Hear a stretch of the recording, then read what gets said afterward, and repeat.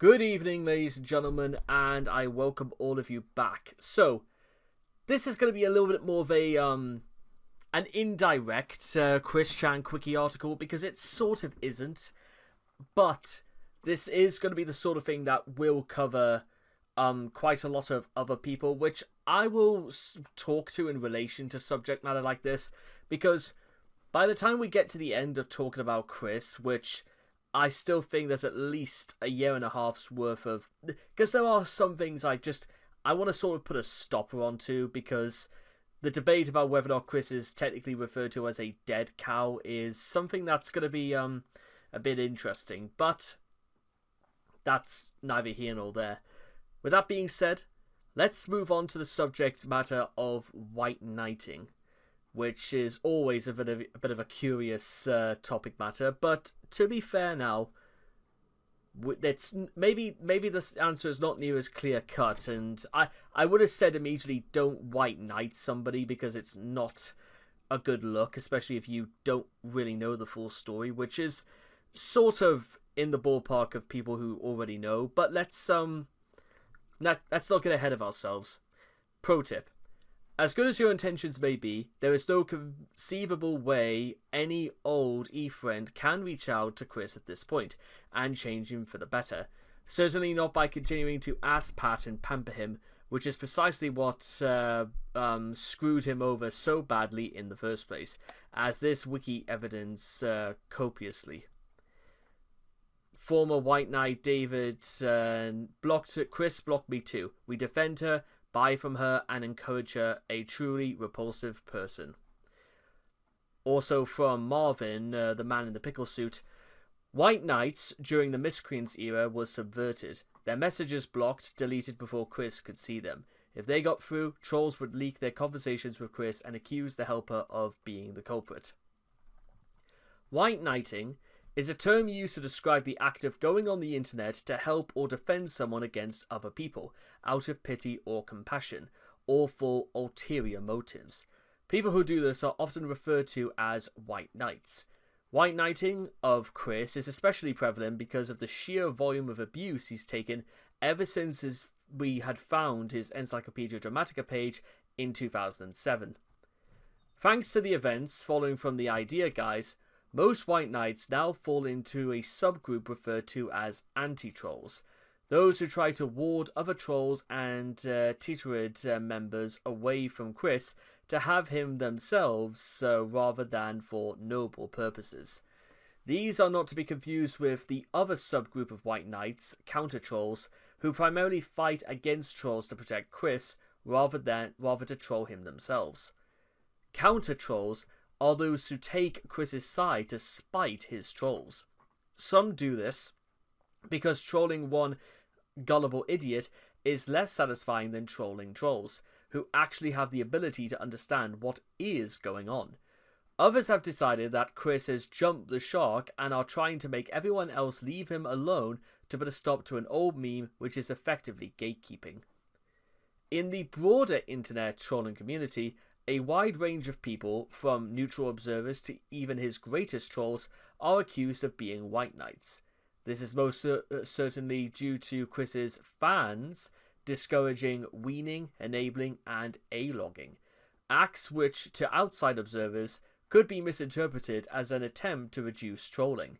Many of these outside observers are also confused by the tendency of Chris's trolls, including his most prolific ones, trying to get him to improve his life, as they don't know Chris well enough to know it's nigh on impossible to get him to improve using the soft touch. So when the label White Knight gets thrown around, take it with a grain of salt. I would say almost immediately, getting Chris to do better for himself. I've said this before and I'll say it again. The reason why that doesn't work is because you may want Chris to improve for the better, but unfortunately, it's a little out of your control. The only person who can actually make that call is Chris himself. It's not up to us, and because how do we know any better? Who says we have our lives together to such an extent that we have the power and the authority and the dignitas to start lecturing others about exactly what to do. Now, I'm going to make a wild assumption that the people who are already watching this already are aware of something like that, but when we're talking about a slightly broader topic, in terms of, well, take Darkside Phil for example. You know why people aren't really that defendant of him? It's because of mounting evidence of what Phil spends his money on, aka WWE champions, when he constantly whinges and cries that he's going broke, only for it to be revealed that he says this whenever WWE Champions is hosting some sort of exclusive event, and he spends hundreds of dollars trying to get the rarest cards, and it all comes across as pandering, because we know deep down inside, people like Darkside Phil, none of the money you ever donate to him will actually go towards anything in terms of improving his setup, and also Phil's just kind of a little bit of a very standoffish sort of person as well. He's not exactly what you call very, very friendly, and usually when it comes to like trying to white knight notorious lolcows and stuff like that, Topia Chew and Nova Online and stuff like that, well, despite all of the evidence, and to be honest, I think even defending them is actually very, very difficult, I think it's a little bit beyond, it's not really within their interests, because, well, some may say that they've gone too far, or they generally don't see the error of their ways, or maybe the things they do are a little bit beyond their ramifications in terms of logical thought. Sometimes, not always. I mean, some things that these people do are meticulously thought out, and then even for people like Andrew Ditch, by the time we get to talking about that dude in full, trust me, the only people who will defend him are literally, well, like they said, counter trolls. People who will literally only do it so that they can have their way with him, and Andrew can make himself look like an idiot for the amusement of other people. We got all that? A meta topic within the broader Chris saga has been the merits of attempting to help Chris stop being a lolcow, and whether he is deserving of such assistance or even beyond help. Opinion on the matter is somewhat divided on whether Chris is capable of improvement, although most agree that if Chris is going to improve, it will not be in any large part due to the efforts of third parties who only interact with him over the internet. I should also like to point out that currently I'm recording this on the 21st of July 2025, and we're coming up to the 10-year anniversary of the beginnings of the infamous Financiitude crisis. Do you think, for one instance, if Chris looked back on what was an extremely uncomfortable and unpleasant part of his life, he would have known fine well not to repeat the same mistakes as before? Well, then again, when was the last time you ever saw Chris actually take a step back and contemplate, this has happened to me before, I better do something different this time? I don't know why Chris... sometimes I think it's just because Chris would rather choose not to relay bad experiences. We've even heard this has happened like during several Regency 10 therapy sessions, when, to be honest, Chris probably could have done with benefiting from learning from experience. Maybe that would explain why Chris did so badly in school. Even people, it's even a valuable skill in school to actually learn, and experience is a hard teacher, but it's even harder if, you don't like school, or you don't like that level of authority or honesty. And Chris definitely does not like honesty. Anyway, moving on. Some believe that Chris was improving on his own, albeit slowly and in small increments, as seen in his gradual abandonment of his homophobia, which began with him declaring tolerance for lesbians, which he eventually extended to gay men. It did take him quite a long time, but there you are. Others believe that Chris had not tangibly improved and that he was merely moved sideways, rather than forwards. Chris showed signs of improving, however, from mid-2015, having found a new hangout where it seemed he was finally making friends and improving his social skills. Moreover, he finally found a way to cash in on his E-fame, delighted his fan base by resuming the comics, and made his dreams of a solitary media empire a reality. A rather fleeting one, it must be said, albeit probably on a much smaller scale than he once envisaged. Since Chris's arrest for incest in 2021, and what a segue that is, many of his white knights abandoned him, and he is now at the mercy of A-logs and weens. Motives: pity/remorse. Following the release of Chris's first nudes and the first video in which he reacted to the loss of his medallions and Blanca, many people, including trolls, felt sorry for him. They had not expected it to be possible for him to be trolled so hard or for him to appear so shattered. Empathy. The internet is full of autistic people, man-children, and self-absorbed morons. Many of them are right here, fascinated with Chris. All of them see something of themselves in him, whether it's his obesity, his all-consuming need for female companionship, or his fervent belief that his homemade comics matter. A lot of white knights have made at least some of the mistakes Chris has made and have since wised up. They think they can help improve Chris by offering the benefit of their experience.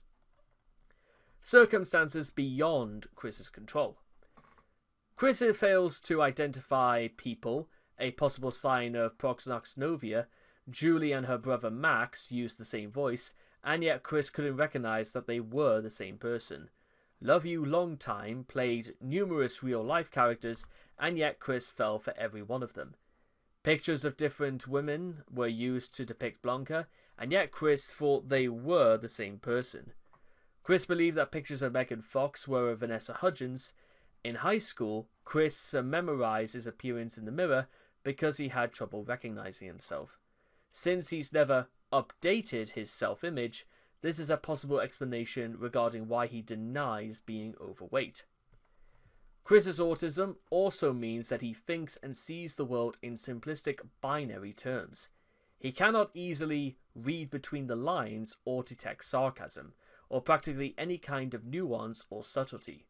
He's interpreted Family Guy as actually being against homosexuality. When two male acquaintances at the gameplays exchanged sarcastic homosexual remarks, Chris concluded that they were gay. It is also thought that his decision to go tomgirl was at least partially due to him taking advice to get in touch with his feminine side a little too literally. The trolls are even worse people than Chris. Another frequently heard line of reasoning is that the trolls have gone too far, and have demonstrated that they're even worse than Chris, or at least equally pathetic. For example, Blue Spike's sadistic abuse of his control over Chris outraged even trolls. The same can be said for the Idea Guys, who convinced Chris to do extremely degrading things, permanently damaging his way of thinking, and even tried extorting him. The less sophisticated bulk of the trolling was the work of A-logs and weens, who are frowned upon even by trolls, and rightfully so. And of course, who really has no life here? Chris or the people who obsessively document and debate everything he does? That's true, but sometimes even the trolls could recognize when things went too far, and when they saw the writing on the wall in terms of, well, in terms of the things Chris did without any influence whatsoever, it's hardly convincing that, to be honest, Chris is sometimes regarded as too much of a lost cause. So there's no point in just, well, beating somebody down for no other reason than self-deprecating humour. Attention whores. Some of these white knights, the aforementioned anti-trolls, desperately seek attention from the community that surrounds Chris. Sometimes faking their protecting of Chris, a lot like enablers, these people cannot contribute anything to society and therefore will never get a Wikipedia page of their own. So the Quickie or Gino's documentary series is the next best alternative. White knights with attention on their mind often pretend that they are protecting Chris for noble purposes, when in actuality are trying to gain confirmation from the community through morally questionable techniques. Arguments against white knighting. Perhaps you feel like you have a good case in trying to befriend or help Chris. Maybe you feel like you have a solid plan that truly helped break Chris out of his godlike delusions and or actually take steps in improving his life, all without any sort of ill intent whatsoever. However, no matter how good your intentions may be, you shouldn't even bother trying to do this, and there are many reasons why. 1. Chris is beyond your ability to help at this point. The trolls that allegedly wanted to teach Chris some unpleasant truths about life, along with previous white knights, who wanted to shield Chris from criticism, while genuinely wanting to prepare him for the real world, have consistently come to the conclusion that Chris is simply incorrigible. Nothing helpful that anyone says or does has actually stuck with Chris in a long-term capacity. While he is more than willing to pick up more harmful habits, even Noel, the closest person who Chris had to a friend since the trolling began, and was the only advisor that Chris would actually listen to, came to the conclusion that Chris not only refuses to learn anything if it even slightly inconveniences him, but that he is actively malicious and will ignore you or betray your trust if it benefits him. Even medical professionals are believed to have had a hard time helping Chris, particularly when considering that Chris was just as delusional, if not more so, after 3 months of time in a psychiatric hospital as he was going in. While Chris is a victim of circumstance, now that is sort of true, he can only get help if he actively or actually seeks it, and that he feels like extremely wishful thinking at this point. White knighting Chris now takes on a completely different connotation. An unfortunate shift in the character of Chris's internet adversaries has developed in the Idea Guys' wake. Having caused Chris to believe himself married and a goddess, traditional methods of reaching to Chris as pretending to be a boyfriend-free girl have become obsolete, and in recent times there have been an overwhelming number of people who are confident that playing make-believe with Chris will either help him in the long run or will turn them into trolling legends. Because of this newfound confidence built by playing make-believe with Chris, it has been abused several times and likewise became the means of weeding them out regardless of their intentions. White knighting as a whole has taken a much more negative connotation in the Christian community than it has ever done before. It's also for the same reasons why I have never at any stage defended Chris from all of the really shitty things that he's done. And to be honest, okay, well, how does defending Chris actually help him out? Even at this stage, because to be honest, Chris, even at times, even though he lost 2 years of his life, he has sort of come out the other end, actually kind of okay when you think about it, considering, well, what would have happened if Chris was found guilty? He would have still been in prison to this day. Protecting Chris from specific trolls does not automatically make you a hero in the Chris Chan saga. It goes without saying, but just because you divert trolls away from Chris doesn't exclude you from being a subject of critique. As you have involved yourself in the drama in the first place, no matter the intention, interacting with Chris has always been discouraged by the community surrounding him. Chris's story doesn't really have heroes in it, you see. Anyways, it can basically be described as a sad tale of villains, victims, victims who became villains, villains who became victims, and those who watched the whole sorry story play out. White knighting Chris is not worth the stress. In order to get close to Chris, white knights have to spend at least as much time and effort as trolls to keep up to date on his activities. Most have to lie and pretend to be a goddess of another dimension or a random OC to even capture his attention. This, combined with Chris's habits of pushing away anyone who tries to connect with him, is enough to make any sane non-psychologist crash into slumber. A key example of this is the enabler MKR, who frequently came into conflicts with Jacob Sockness and his other enabling ilk while trying to warn Chris of the danger of letting Sockness get too close, though for narcissistic reasons. As to some extent, MKR simply wanted to keep Chris to herself. Regardless of whether they're white knighting for their own gain or out of some misguided effort to help Chris, white knights will find themselves experiencing unprecedented levels of stress. This is one of the reasons why many simply give up. Meanwhile, even if you do think that your intentions are good and all that, Chris may not even read your messages. For a long period of time, trolls had control over his emails. Messages sent to him by white knights were often deleted before he could read them. Even back in the days of the mailbag, any email submitted to it, if they even got published, would have been given one-word replies and then ignored. Being overly nice to Chris, on the other hand, might have molded him badly and still does. Tempting as it is to feel sympathetic for Chris, despite certain events, doing so would only benefit him from all the wrong reasons. Chris's youth wasn't one without acts of kindness from others, albeit mainly people who were well-meaning yet misguided, at best, or flat-out spoiled him at worst. As a result of others generally opting to shield Chris from even the slightest negativity, with a few attempts at genuine advice going in one ear and straight out the other, he has grown accustomed to receiving or expecting to receive nothing but complete satisfaction with no strings attached from anyone who gives him the time of day. Not only has it led to Chris's tendency to become hostile to anyone trying to show him the error of his ways, and of course doesn't give him everything he wants automatically, but it has also allowed opportunities for enablers to entertain his bizarre delusions, only making him worse than he was before his online infamy.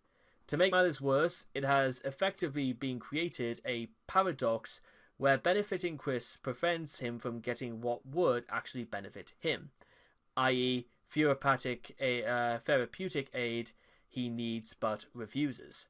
So even the best of intentions will ultimately yield no positive results whatsoever. Huh. How about that, eh? Meanwhile, Chris won't ever learn his lesson, no matter what you tell him. Due in no small part to the fact that Chris had been mollycoddled by his parents from the very beginning, and had his hand held through school by teachers who were sympathetic to a fault, he is flat out resistant to any harsh truths pointing out his countless shortcomings and the objective fact that the general public, by and large, isn't going to absolve him of responsibility for his antics. He will not take a moment to reflect on his actions, let alone use memories of those experiences to avoid repeating the same mistakes ever again, because he is thoroughly convinced that he is a righteous victim of an unfair society that horribly mistreats autistics. Thus, anyone who goes against his ideals, i.e. denies him what he feels entitled to have, is an irredeemable villain in his eyes. As such, he won't accept any words that don't match what he believes in and or wants to hear. So even simply trying to be nice and reasoning with Chris won't convince him you're not a dang dirty troll.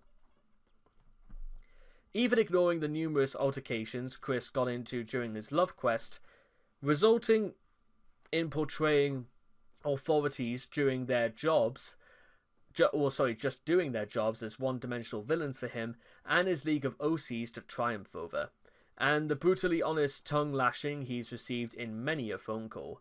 A particularly notable example of a white knight unable to make Chris wake up and smell the coffee was none other than Vivian G.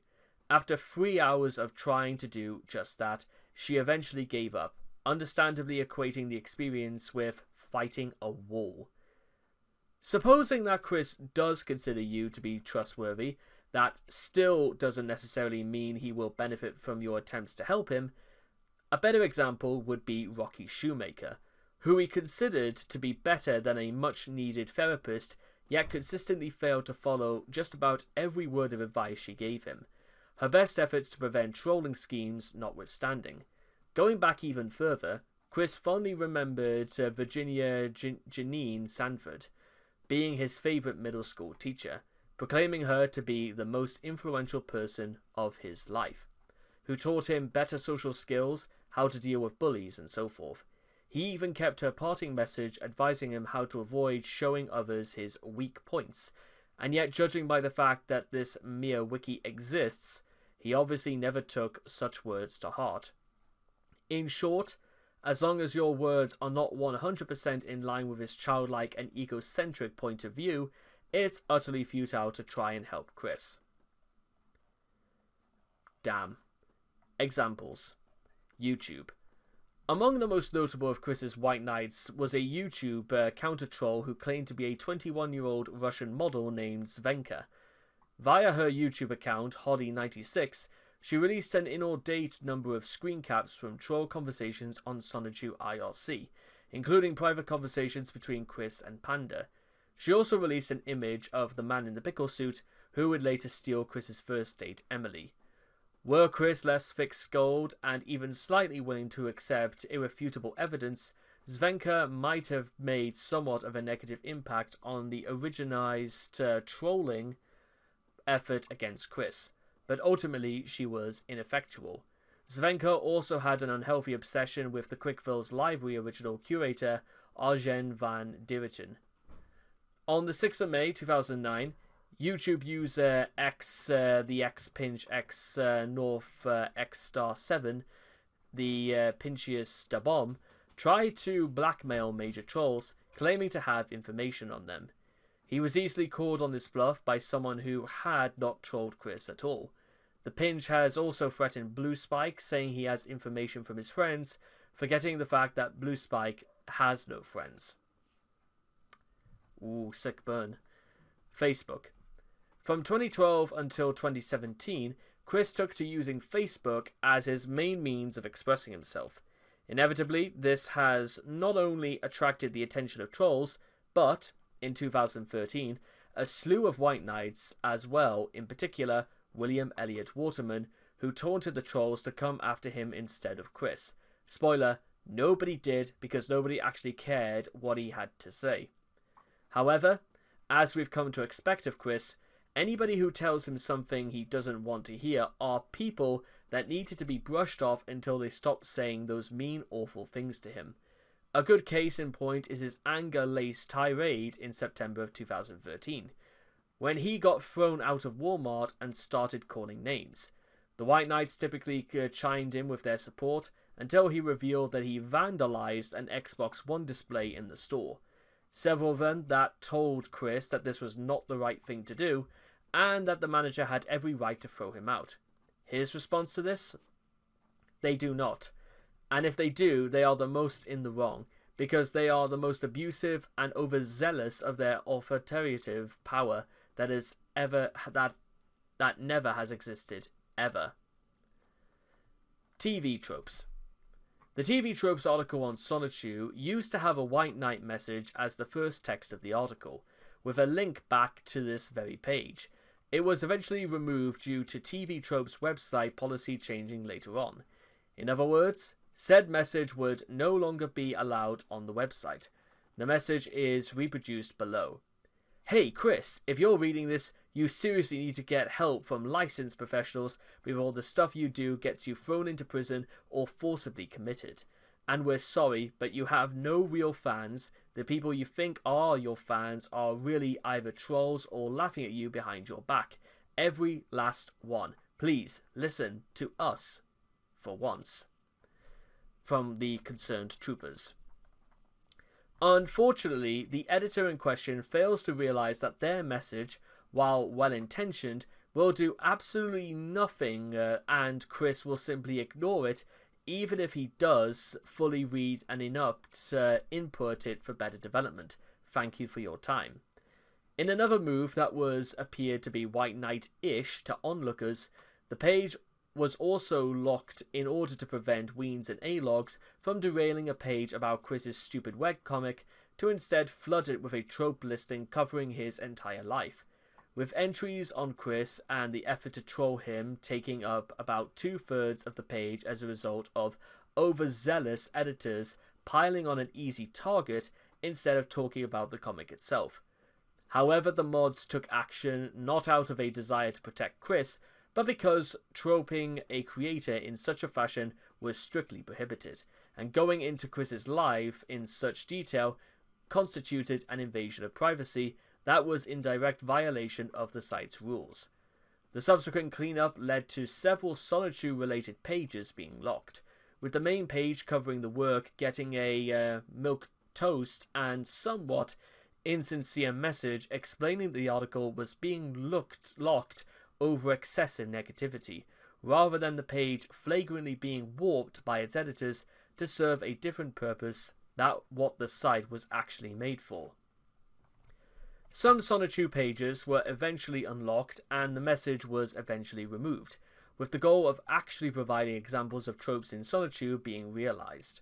However, following the incest reveal, the pages were locked once more, and all discussion of Chris's personal life was prohibited on the threat of suspension. The site even toyed around the possibility of removing all of the Sonichu articles and forum threads, but ultimately chose to begrudgingly keep them up. A recreation of what this page looked like before the overhaul by the mods of TV tropes can be seen here, which we might take a look at some other time. And finally, Chris as a White Knight. In 2017, Chris himself began attempting to White Knight the crew of Planet Dolan, particularly Doopy Doo-Rover, after he misinterpreted one of Doopy's tweets about being tired of harassment from Chris himself as referring to trolls harassing her.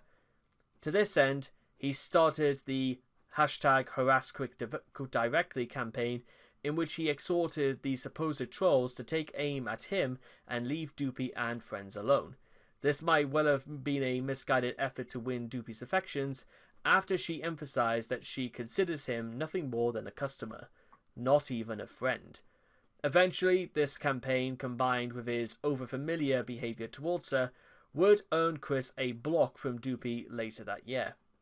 He also bizarrely White Knighted himself in May 2020 while LARPing as Mewtwo, his second husband.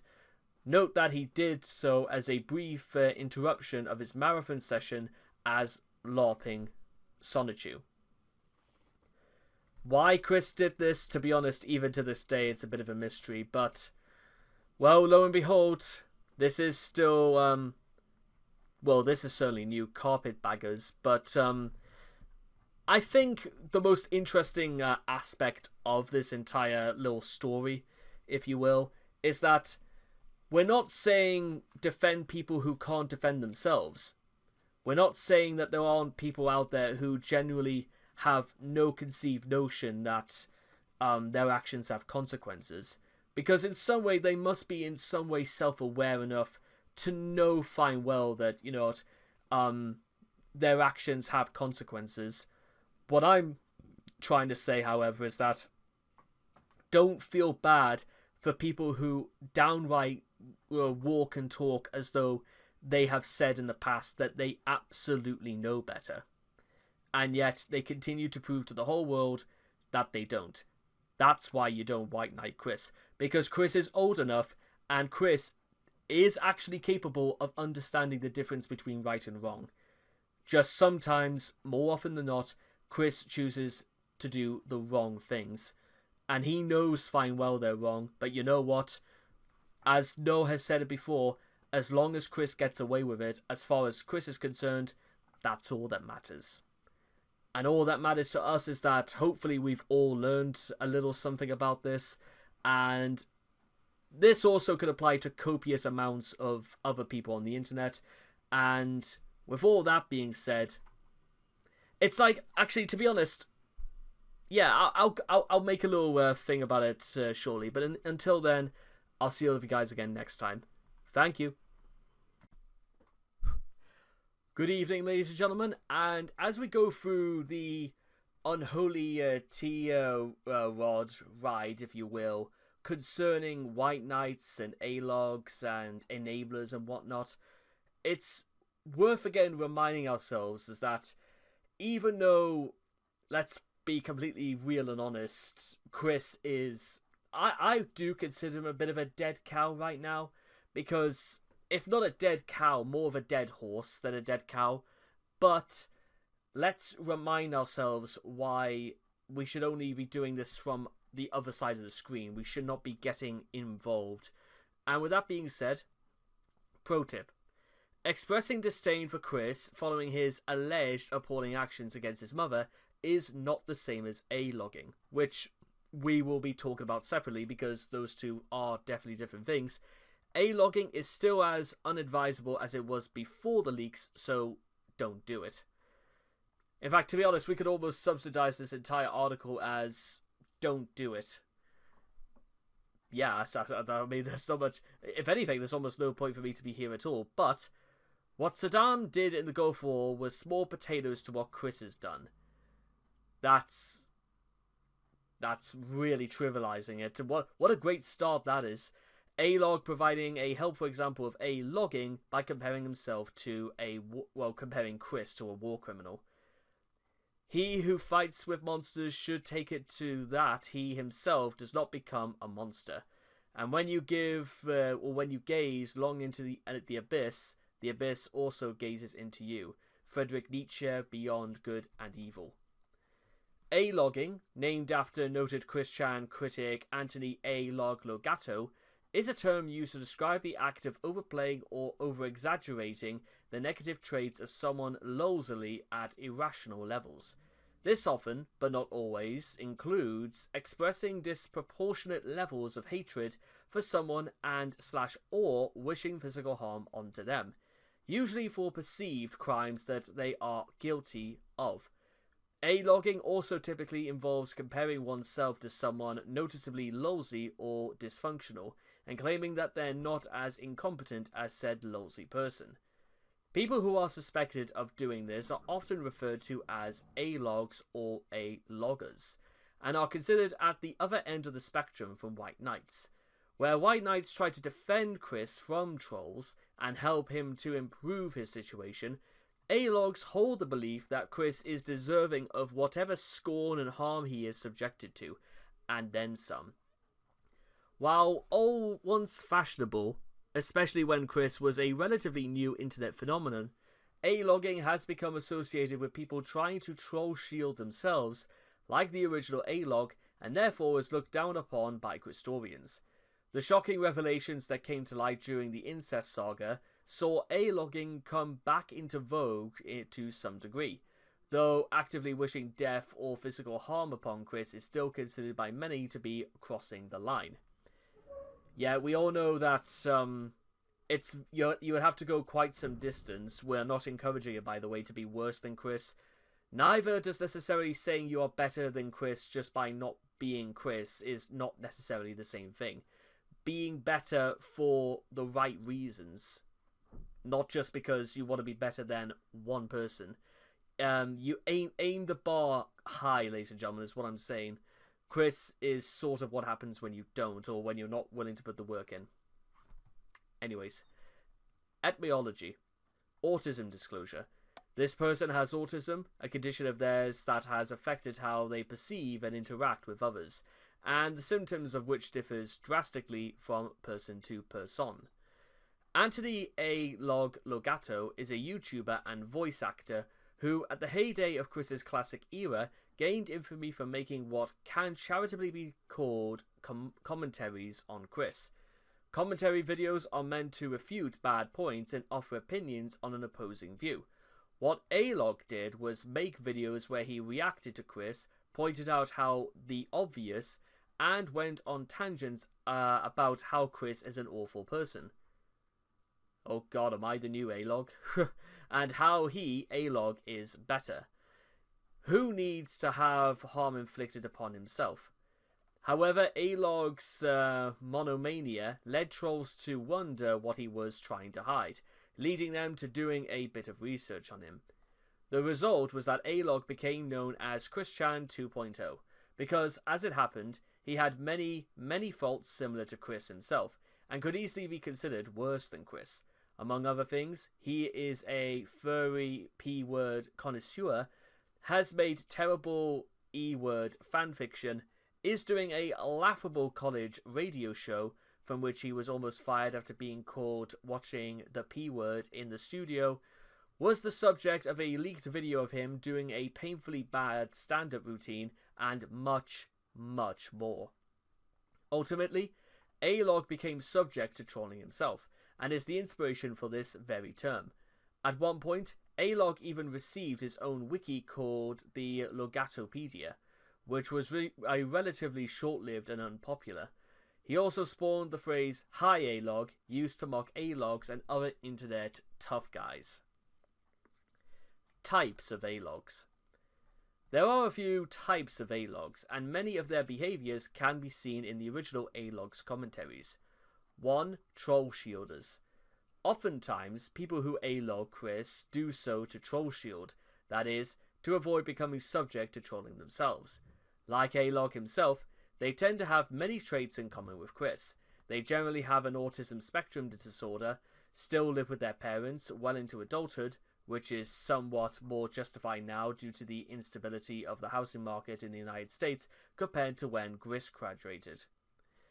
Are unemployed and or are living off welfare, are sexually frustrated virgins, have trouble socializing and forming relationships, and or are fixated on cartoons, toys, and other things that most people their age will have little interest beyond their nostalgic value. Unless, of course, it played into some relevancy as a career or something like that. I'm not entirely sure it's a good idea to tell a cartoonist who would work for Cartoon Network or Nickelodeon, for example, to tell them to stop watching cartoons. If that makes sense. Some people have even more faults than Chris, especially bizarre fetishes, as seen in the case of A-Log himself. However, A-Logs will argue they are not like Chris, and are fervent in their vitriolic condemnations of Chris, so that people don't troll them instead. More often than not, as in the case of the original A-Log, this backfires and they find themselves becoming the subject of trolling. Anti-devotees. Anti-devotees are those who view Chris or other locals as a sort of anti-role model, serving as a kind of guide on how one should not live their life. As the saying goes, it's good to learn from the mistakes of others, so trying to avoid doing what locals do appears to be a good idea in practice. However, this only works in moderation, and requires some degree of humility to pull off properly. Otherwise, it snowballs into exaggerating his bad traits, and the person becomes a flavor of warrior. Intimidators. Intimidators are those that people usually associate with the term A-logging. Those that wish harm on Chris or believe that he deserves the worst. 1 second. What? Hello.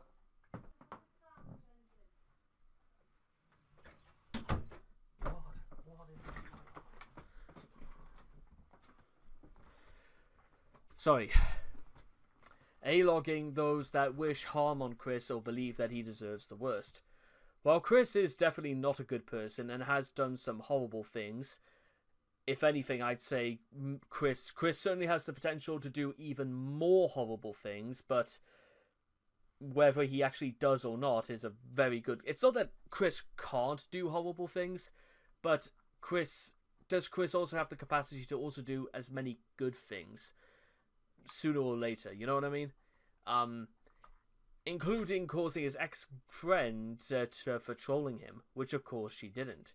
Hitting a game store owner with his car, macing an innocent GameStop assistant manager, and having the S-word with his own mother. It is still somewhat ironic that A-Logs think the best recourse is to wish him death and curse him back. Not to mention, they tend to ignore the many factors that led Chris to behave in this way. Unsurprisingly, unbridled malevolence is never one of them, as discussed in further details below. Some would argue that it is sinister and just plain wrong to mock a mentally deficient person such as Chris. A-Logs therefore try to justify trolling him by arguing that, regardless of his autism and other undiagnosed problems, he has shown that he is a bad person who deserves to be trolled.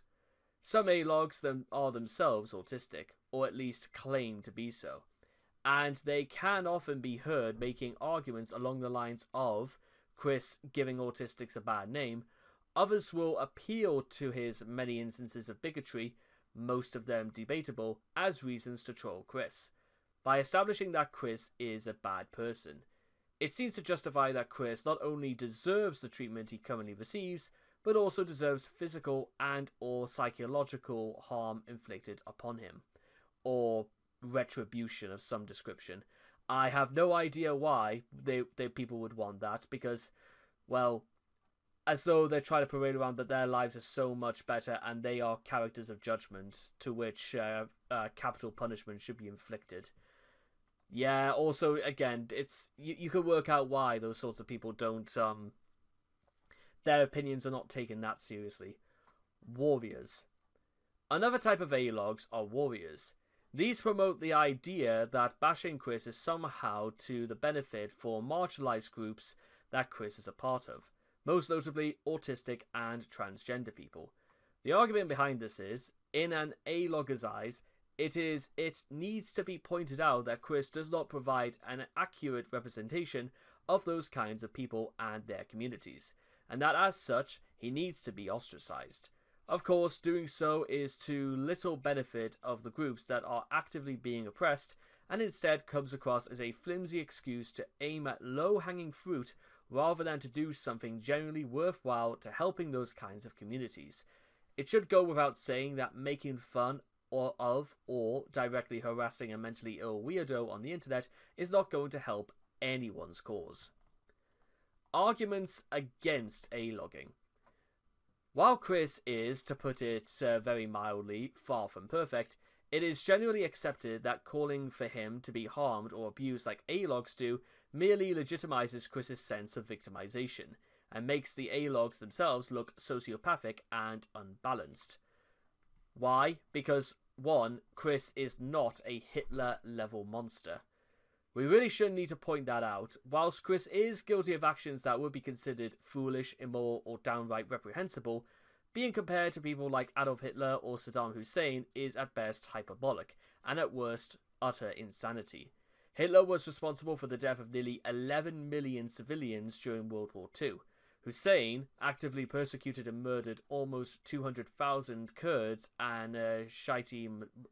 Is that a way to like pronounce it with like that? Because it and Muslims, because I'm very, very uncertain about how that word is meant to be pronounced, and I don't want to cause any problems. So if there is an actual way of how to like pronounce that word, I will certainly look into it. So if it ever comes up again. Chris's antics, depraved as some of them have been, hardly compared to the atrocities committed by two feared and reviled dictators. For much of his life, he was just a gullible idiot who spent his time trying to hit on women, very badly, and make them his sweethearts, cross-dressing and playing video. The revelations relating to the incest saga caused many A-logs, both past and present, to crow that they had been right all along about Chris, and that anyone who had defended or tried to aid Chris to any degree whatsoever during the past decade and a half was guilty of white knighting him and enabling his actions. While we won't argue that Chris's actions towards his infirm mother are totally indefensible, it should be noted that Chris's prior criminal activities largely consisted of things such as public disorder, traffic violations, trespassing, and petty assault. Arguably, the worst thing that he had previously done was his hit and run on Michael Snyder. And even then, the court appeared to view Bob as the primary guilty party in the whole affair, judging by her getting the heaviest sentence of the two. It's no exaggeration to say that there's a massive leap in severity between any of Chris's prior crimes and what he is currently accused of. And while many Christorians may have been naive as to the extent of his depravity, A-logs can hardly use actions no one could have reasonably foreseen as justification for their behaviour. 2. There's no legal defence over attacking Chris for real. We should not need to tell you that inflicting or threatening to inflict harm on Chris is nothing short of being illegal. Perhaps the best reason against A-logging is the legal liability, i.e. being charged with and possibly convicted for stalking, terroristic threats, assault, and a myriad of other possible charges. Whatever feelings you may have against Chris, there is no legal defense for taking the law into your own hands, and chances are you will end up with a life-changing felony conviction. In addition to this, part of the charm of watching Chris is in his eternal rage over a non-existent enemy. Committing actual violence would only legitimize Chris's victim complex and likewise would, in such a circumstance, make you the villain. 3. Like A-Log, you can make yourself a target if you try too hard. Chris does share traits with a lot of people, and some of these traits are quite disturbing and embarrassing. It's a fair assumption that a lot of people who follow Chris's antics are unemployed losers on the internet. For example, a lot of people have seen Chris and uttered in their minds, "Finally, here's someone who's more pathetic than I am."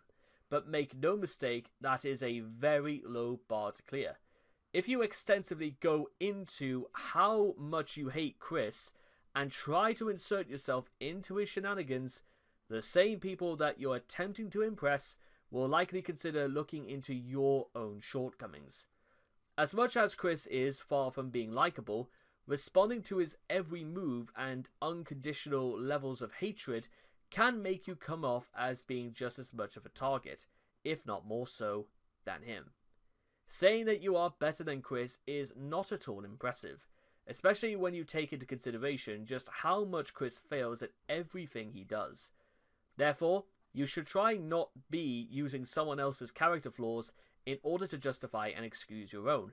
This is especially true if that very same person has no bearing on your life as a whole and are only comparing yourself to a relatively well-known lolcow to fear a little less shitty in comparison. Before you fall into the fallacy of believing that vociferously condemning Chris will save you from his fate, remember that having embarrassing traits like Chris doesn't automatically make you the subject to the sort of trolling Chris has had. It may make you subject to ridicule, but what's more important is how you respond to the ridicule. You can be like Chris and get blangry at every traitorous troll under Lucrisities and give the trolls power over you just like Chris did, or you could laugh with them at your own faults, or even just ignore them and go about your business. Trolls generally aren't interested in people that can't coax a reaction out of.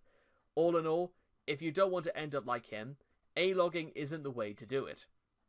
But avoiding the myriad of mistakes Chris and A-log made is. 3. Chris has stopped worrying about the hate he gets. Chris is too busy entertaining fantasies of godhood and going to Sweden and the totally real dimensional merge to pay attention to tryhards who want to be remembered as the next Clyde Cash, and really wanting to be remembered as someone who attempted to intimidate a disabled person is absolutely nothing to be proud of, or worth aspiring to. Chris will be too distracted by the latest drama or monetary issue in his life to even pay attention to people who are obsessively angry with him.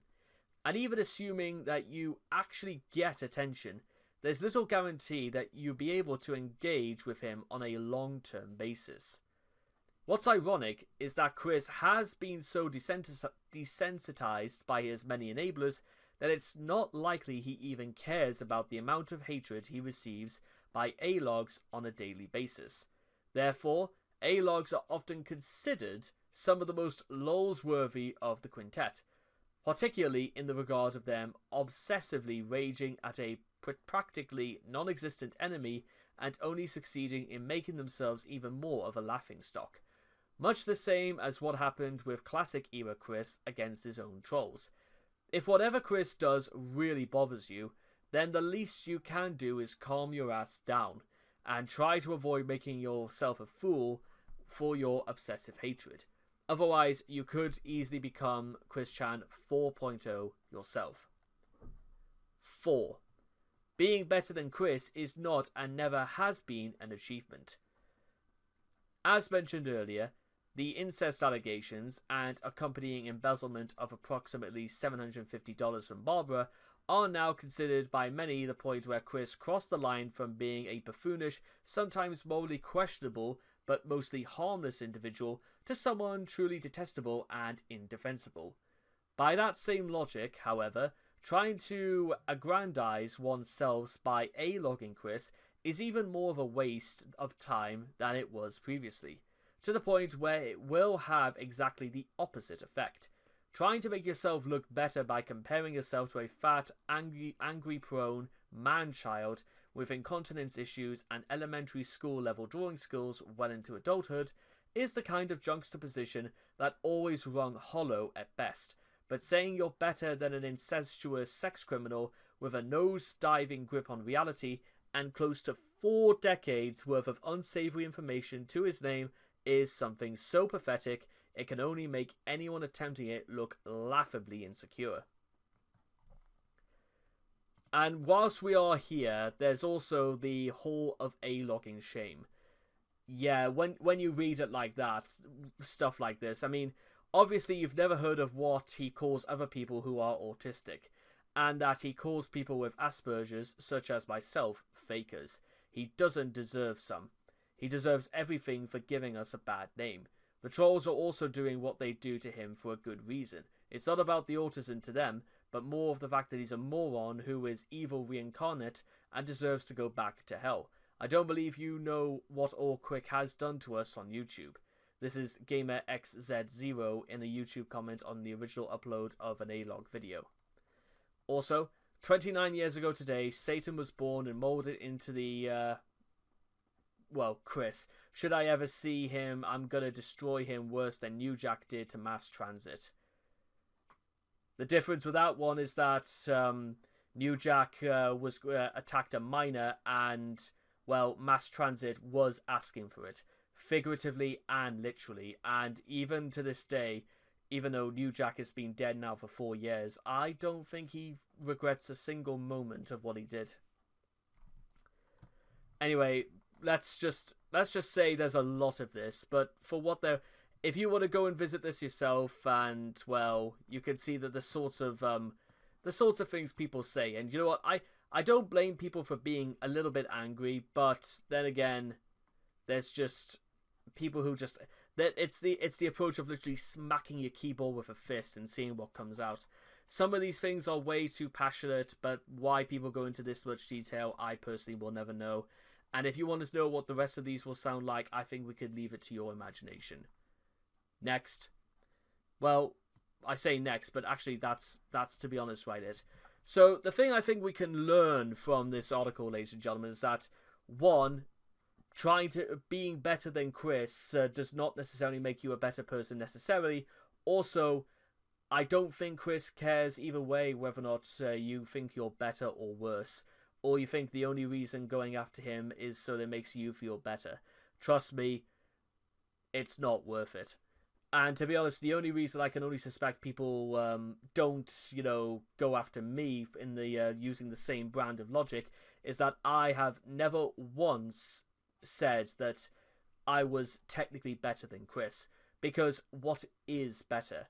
Yeah, you know what, I keep to the law and stuff like that. I go to work, I pay my taxes and stuff like that. Hooray, millions of other people do that. That does not make me special. That just makes me fit in with the rest of society as it is. Yeah, I think that's just about that. And with all that being said, I'll see all of you guys again next time. Thank you. Now we move on, ladies and gentlemen, because first of all, a massive welcome back, and, well, weens. Oh dear lord, they are some of the most annoying people you'll ever find. I mean, not just, on the internet, but in real life. Like, the second you hear these guys talking, you'll know exactly what they're like. So, without further ado, Bob Chandler trying to outsmart a ween attempting to prank call Chris. Are you 6 years old or something? Also, Chris going, don't worry about those weens. You know you're safe around me and my loves. Smiley face, lightning heart, lightning. Chris attempting to persuade a fan weens won't hassle them at BronyCon. Weaning or fail trolling is the act of attempting to troll someone but ultimately failing at it the whole way through and not receiving any significant results. Typically due to inexperience with lolcow culture, the people that do this are often referred to as weens, not to be confused with the alternative rock band. A corruption of the phrase epic win, weens are wannabe trolls who attempt to recreate the antics of prominent trolls, without being aware that there was so much manipulation behind the scenes to goad Chris into performing for the trolls, and therefore just embarrasses themselves, as well as everybody else involved, indirectly or non-directly or at all, to be honest. Think we're exaggerating? Well, few of these videos will come across. Now, these are pretty much just Blue Spike and amongst others. They try to prank call Chris and stuff like that. The reason why these videos exist at all is because, because Chris had doxed himself by releasing, his home address and home number many, many times. Apparently, this situation involving prank calling had existed for years, but won't be the first or the last. We'll be talking about that anytime soon. Right. Examples of weaning. Trolling plans, no matter how elaborate, that end up failing. Taking advantage of Chris by pretending to white knight him. The Quick Protect Squad is a notorious example of this. Prank calling Chris or his mother Barbara. Double dumbass points is just to yell, Julie, Julie, or Ian Brandon Anderson / something, or other ancient memes. Prank takeaway deliveries under Chris's name and address. Not only is this just annoying for anyone involved, on top of wasting both money and food, but numerous restaurants in Chris's area, namely Papa John's, have blacklisted his address precisely to prevent this. A-logging. While not all weens are A-logs and vice versa, the two do often overlap. A-log himself was as much of a ween as your average A-log in numerous ways. Enabling Chris's fantastical beliefs. Chris's mind is already foobarred up its own merits, and people such as the Idea Guys have done much more than enough mental damage to him. Once again, while not all weens are enablers and vice versa, they tend to overlap. Making fake Facebook and Twitter profiles of people that Chris follows. Spamming Chris's Facebook pages with random pictures of his old triggers to try and get a raise out of him, such as of all Sonic's redesign in Sonic Boom. Scavenging emails, letters, or social media messages. It may be just plain sad to say, but even troll telling Chris to get a job has become ween lingo. Butting into conversations Chris is having with other people online, especially if he isn't doing anything particularly wrong at the moment, which is almost 99% of the time. This was sadly way too common with the Doopy Do-Over saga. Attempting to contact. If it sounds like there's a lot, well, it gets worse than this. Attempting to contact people who once interacted with Chris, but have since cut off all ties with him. Megan, Cole, The Wallflower, Mary Lee Walsh, Adam Stackhouse, Michael Snyder, etc. And drag them back into the spotlight against their wishes. Terrible fanfiction and fan art that wittily deconstructs Sonichu and where it takes place as a Scafarian dystopia. Sorry folks, but Aspachu, A Girl Who Brought Down the World, Sonichu the Animated Series, and the Quick Collateral not only already did this, but have also milked the concept for everything it's worth. Double dumbass points if your fan work is even more grotesque, gory, or perverse than Sonichu already is, as seen in the picture below. Triple dumbass points if focusing predominantly on the slaughter of Sonnies and Rosies. Mass reporting in an attempt to get his social media accounts shut down. Spouting tired old Chris memes in place where Christorians lurk, or even in places where most of the members don't even know about Chris. Either way, it's very annoying. Spoiling Chris's legitimate attempts at doing commissions and participating in contests on e-commerce. This extends to making frivolous or exaggerated claims of Chris's misconduct in feedback on sites like eBay or YouTube. Sending unwanted mail to Chris's address, like glitter bombs and letters for PewDiePie. Making terrible rap songs about Chris. Harassing bronies whose content Chris enjoys into blocking him on Twitter. Recreating his Wikipedia page as a social experiment. Spamming his tweets with, "Where's the comics? He's not going to respond, so don't even try." Hacking into Chris's YouTube account to upload a video of someone screaming, "Jule." Sending letters to Chris to persuade him into saying or doing things while under the belief he is Jesus. Translating Ian Brandon Anderson into a writing system Chris doesn't understand and telling him it's a blessing in another language. Writing a fake letter claiming it to be sent by Chris in an undisclosed location and directing it towards another locale. Funding a P-word film about Chris. Leaving 1-star reviews on places Chris has visited because Chris has visited them. Suggesting that Chris should start an OnlyFans. Making fake obituaries stating Barb or any other historical figures have died. Chasing down Chris and trying to shove a camera in his face after seeing him in public. Donating your own money for the sole purpose of flashing messages like Jule and Ian Brandon Anderson something. Or anything related to Chris's affair with Bob during his live streams, especially when it has nothing to do with the topics. Telling Chris about his past lives. Giving Chris money to ask for his thoughts on your shitty YouTube videos. Worse still is creating AI videos claiming to be Chris and giving him money so he'll watch them.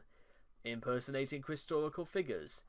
Even cringier still, attempting to make AI art copying Chris's style and claiming you commissioned him to make it. Worst of all, breaking the law and needlessly risking a life-altering criminal record in pursuit of the lulz. This includes, but is certainly not limited to, vandalizing or trespassing on Chris's property, which includes egging his house, illegally recording telephone conversations, stalking and harassment of him, his mother and the rest of their extended family, stealing from them, extortion, or threatening them with violence or even outright murder. This also applies to aiding and or encouraging other Weens or Chris himself to do so. We really shouldn't have to say it at this point, but for goodness sake, don't do any of this. Now that we've got that, okay, I think we're ready to move on. What weaning is specifically not. As annoying and unhelpful as weaning is, the term has ended up being severely misused by much of the quickosphere to the point where some consider it to be any form of interest or interaction at any point with Chris or the world relating to him and his misadventures. As such, it's important to keep in mind what actions are not considered the correct definition of the term. Casual observation and discussion of Chris and his circumstances in places, such as this very wiki or Kiwi Farms, where they are permitted and or actually relevant to the topic at hand. Any trolling plan that actually succeeds to some extent, be it good or bad for Chris, original or cringy, etc. Asking basic repetitive Chris questions as a newbie, regardless of if it's to do with recent events or those from the classic era and such. Even the most devoted Christorians had to start somewhere. Coming up with speculative Christory based on past and ongoing events. Making fan media, art, fanfiction, animations, cosplay, etc. of the Sonichu series, so long as it's not exclusively perverse, grotesque, or intentionally poorly made, and you don't go out of your way to show it to Chris. Helping to document and provide information on developments and occurrences in Chris's life as they come. The same goes for any corrections and confirmations with appropriate evidence of ambiguous and or unconfirmed information. Visiting public locations where Chris is well known to have been or is otherwise associated with, such as the Charlottesville Fashion Square, Gear Hearts, the End Games, or Piedmont, Virginia Community College. Of course, this is so long as you don't try to fail troll or otherwise harass anyone for info on Chris. If you do visit these places, consider doing some good out of it as well as supporting them and the local community through donating to, if applicable, and or purchasing from them. And finally, visiting 14 Branch Lane Court, so long as it doesn't involve illegally trespassing or trying to harass Barb or anyone who resides there. Arguments against trolling attempts. Now, we know what you're thinking about. You're not one of those try-hard 13-year-olds who still think that screaming Julie or Ian Brandon something at Chris, spamming his Twitter or YouTube comment section with pickles and other outdated catchphrases and memes, making and sending him badly made parody comics, or trying to rehash the Liquid Chris saga is the height of wit. You've come up against a great plan to really get under Chris's skin. Bring back the good old days and all that stuff. However, 99.9% of the time, you should just shit-can your trolling plans and move on with your life. Why, you may ask? The Chris of today is nothing like his former self. Chris has come and gone a long way since his internet debut on the Something Awful forums. He has gone from a simple-minded man with childlike tendencies that made a bunch of comics which are so bad they're fascinating, to a jaded, chronically depressed and mentally disturbed hippie that's formed a small doomsday cult around said comics. It is important to note that Chris, although still very gullible and severely detached from reality, and is debatably still a thinking person, whatever gets him riled up nowadays ultimately depends on the time and situation. Therefore, a lot of the commonly associated triggers he had years ago will not necessarily transfer over to the present day. It should also be noted that, because of this change in perspective, trolling hits differently in this day and age than it did before Chris lost his father, which is, incidentally, the point where most of Chris's most famous trolls opted to leave him alone. The general culture around Chris Chan himself has changed significantly as well.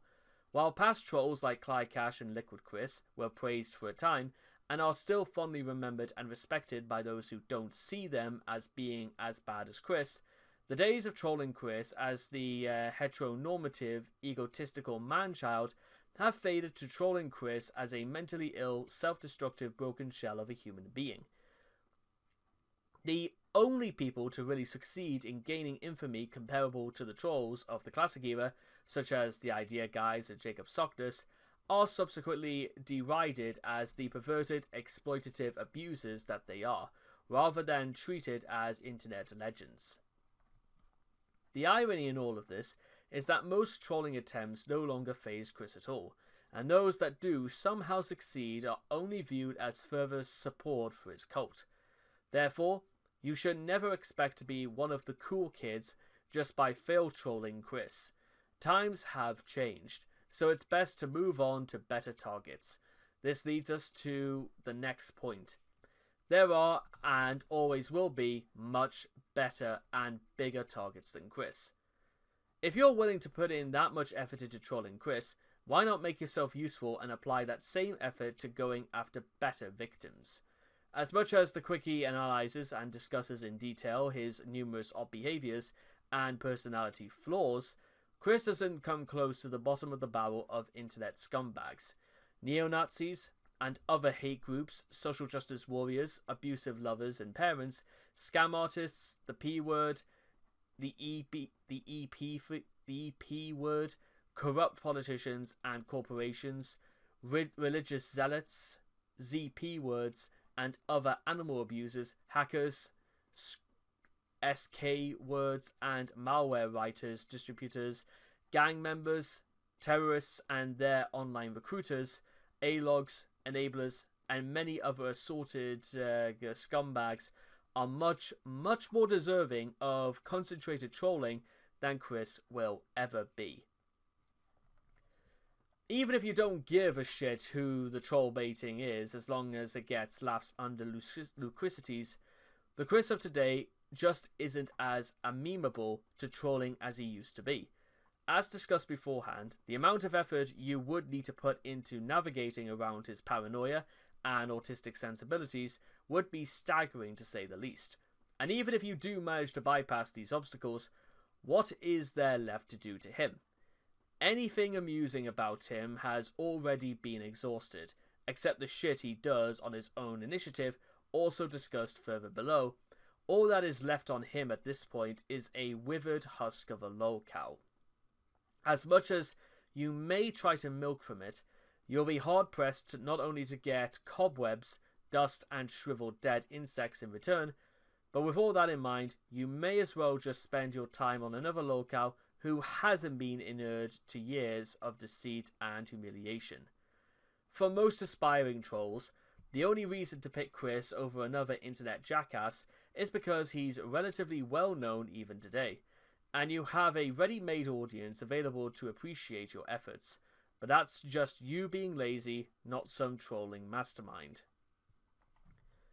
Meanwhile, the Chris of today is not quite as gullible as he used to be. Now granted, almost no one on Earth is as naive as Chris was back in 2007.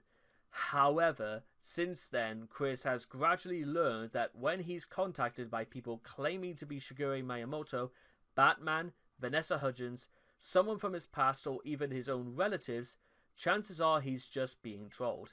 In fact, the naivety of the younger Chris has been swapped for an extreme distrust of anyone who tries to contact him, to the extent where he's even turned down legitimate attempts to get in touch by people he's actually known at high school or college. This hasn't been helped at all by the Weens. According to senior trolls, Chris was once contacted by 10 people claiming to be Megan at the same time, all of them claiming to be the true and honest Megan Schroeder, and telling him not to believe the others. Chris also vets those who try to bait him with fake social media accounts of people that he follows. Weens tried this during the Doopy saga, only for Chris to embarrass them by thoroughly debunking their claims complete with evidence. As of today, Chris simply doesn't care about whatever hackneyed, inane scheme you've come up with for him. Even the most persistent attempts at bribery don't seem to affect him as much as they used to.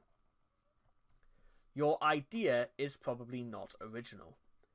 Whatever your scheme is, it's probably been done before, and most likely better. It's pretty much impossible to top getting Chris to believe that then president of Nintendo was interested in his work, or that there was a dang dirty imposter whom everyone else thought was the real Chris and stealing his richly deserved fame. Or convincing Chris to destroy his own life upgrade on camera in an attempt to claim a $9,001 bounty that never actually existed. Or even simply pulling some strings to have Chris's father walk in on him whilst he is, well, sharpening his pencils. By and large, most modern trolling plans tend to be some incredibly minor variation on something that's already been done. For example, what if we got his high school ring? Or what if we got him to see another parody of his comic? In short, you're wasting your time trying to rehash older trolling events because we've all seen it before. More importantly, so has Chris, who would very likely figure out what you're going to do and where you're coming from. Weenery discourages Chris from producing content. Chris is at his most productive when he believes he has lots of fans and everyone, barring a few trolls here and there, loves him. Most agree that Weenery is detrimental to this strange symbiotic relationship, and it is considered to be one of the most predominant causes of the slump in content between 2011 and 2014. In that time, Chris entered a hiatus as a result of combination of mourning for his then recently deceased father and a constant stream of Weenery over the years that have made him think of himself as a victim who wouldn't be able to do anything without being harassed. As a result, he became far more private, meaning barely any content for us. It took several long years for him to re-emerge from his hiatus. It is also worth mentioning that Chris produces much better content when left to his own devices. Since his semi-retreat from the public eye after his father's death and before he was jailed for incest, Chris has been prosecuted twice, concocted outlandish conspiracy theories, and centered on someone who hasn't spoken to him for years, accidentally set fire to his own house, and eventually continued working on the previously unfinished Solitude issue 11. Again, and sliced his own taint up and open with a knife as part of a harebrained attempt to grow out his own China. All of this without any ineptus or impetus from trolls alike. Likewise, let's not forget the entire Merrily Walsh saga, along with at least 2 different independent blogs of Chris's bizarre mannerisms and behaviours. Happened before he even rose to fame. Don't rush the master of America's favourite game. If you fail hard enough, you will become a target of trolling yourself. Anthony A. Logato is the textbook example of trolling, backfiring on the would-be troll. And it's important to remember that he would never have attracted the attention on the internet if he had simply toned down the vitriol enough to make it less obvious that he was absolutely obsessed with Chris. It was, thereafter, a fairly obvious leap in intuition to assume that someone with that level of hysteria and monomania over someone they had never even met would have some skeletons in their own closet. Not surprisingly, A-Log had more than a few. These included terrible homemade YIF fanfiction featuring a tellingly moderately endowed Fox OC, a huge cache of disturbing Rule 34, a noticeable portion of which included minors, a laughably poor college radio show from which he almost got fired after being caught sharpening his pencils in the studio, and a video where A-Log does an excruciatingly unfunny stand-up comedy bit, revolving almost entirely around attacking Chris and what the radio was playing at the time, all before a crowd who, judging by the reaction, had never even heard of Chris. A more recent example of this is the case of Michael Hurties. After a myriad of sock puppet accounts, spam messages to Chris, and anyone he conversed with numbering in the thousands, mostly consisting of outdated memes and ad hominem attacks, and enough angry rants from him to also be described as being truly obsessed with Chris, it naturally led to some digging.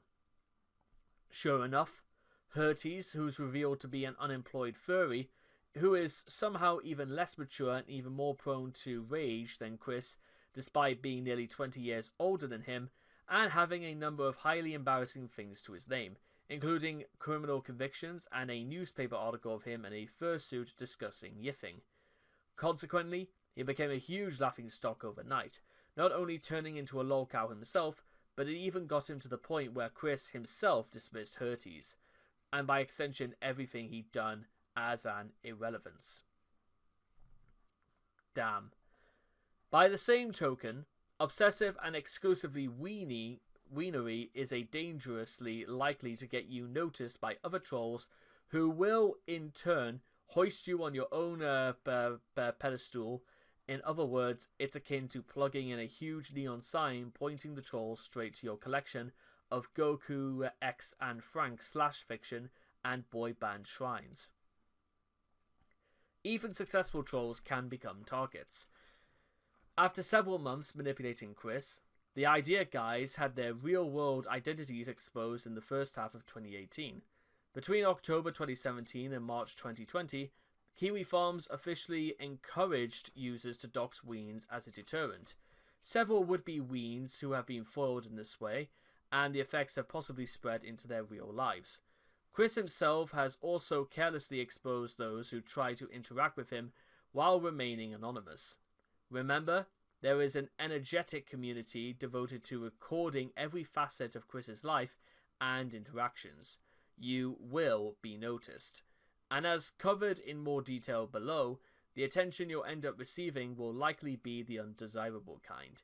Even if you do somehow catch Chris's attention, due to her edgy behaviour, A-logging directed towards Chris, attempts at weaning Chris, and spreading misinformation when faced with being doxxed, Bella has been widely disgraced by the greater Quickosphere as a result of these things. And finally, even if you do succeed, you will likely regret it later. Chris Chan he's an enigma, which is to so many people, they thought he was a troll, because they're like, there's no way that this MF is real, because he's like the saddest human being ever. And it's sad because it's like, I spent 4 years of my life with him, and people are like, bring it back. And I'm like, no, let it die. It's like depressing. It's not the golden age. It's the depressing age. This is on Spaz Kid, on the unwanted attention he received from Weens, even to this day. Spaz Kid is the guy who gave us the Solitude, the animated series, by the way. There's been tons of things in my life I've regretted and hated doing later on. All of the stuff from 10 years ago was one of them. I've moved past everything that happened those many years ago. And obviously I'm a different person now. It wasn't funny and was a very A-log thing to do. Nothing much else I can say. That's from Blue Spike, by the way, and yeah, that's the infamous Blue Spike. All too often, trolls that do somehow manage to succeed in extracting lols from Chris end up getting more than they bargained for. For example, Spaz Kid stopped making Solitude the animated series when he began to pity Chris and realised he wasn't worth trolling. On top of a lot of unseen drama involved with the series writers and voice actors, but still regularly finds himself, as seen above, hounded by obsessive weens and A-logs to keep making it against his wishes. Liquid Chris may have had to spend a long time fending off accusations from people outside of the Chris Chan bubble of tormenting an emotionally vulnerable autistic man for his own amusement. Blue Spike will turn 30 someday, and even then will still be thought of as the crazed sadistic pervert who, at the age of 13, willingly listened to a 27-year-old sharpen his pencil repeatedly for hours on end and force him to shove a broken clay medallion up his ass. Even after he has since considerably matured and openly shown remorse for his previous actions, then the idea guys may have to deal with many more long-term legal troubles one day for manipulating a mentally handicapped man into abusing himself and extorting frivolities and large sums of money from him, all for a stupid, cruel joke that amused no one but themselves. To add to the irony, people who don't intentionally upset Chris are still getting unwanted attention from weens. Do you think that Adam Stackhouse enjoys being inundated with various unwanted "you prevented Chris from R-wording Megan? Congrats" messages in his email box, especially since he has openly made peace with Chris in 2018? Or that Mary Lee Walsh appreciates seeing herself as a nubile anime blonde who exists solely to torment a virgin with rage every time she or her students uses Google. Or that Michael Slider likes being constantly reminded by weens by being harassed and hit by a car, though misguided attempts to praise him, or being tormented about said events almost a decade later, on the guest book of his own father's funeral. In all of these cases, the answer is a big fat no. And also, finally, there is absolutely nothing left to gain from the community surrounding Chris. Not only do you have the active Chris Chan community, who are more than willing to come after most wannabes who attempt to do so, but also how the consequences will, in such circumstances, will likely end up spreading into your actual life, as has been seen on numerous occasions. Even without going in with the intention to troll, fan documentaries and information sources, such as this very wiki, already extensively cover Chris and his life, and when new events and such occur, it's more than likely already covered by them without you needing to go in that deeply.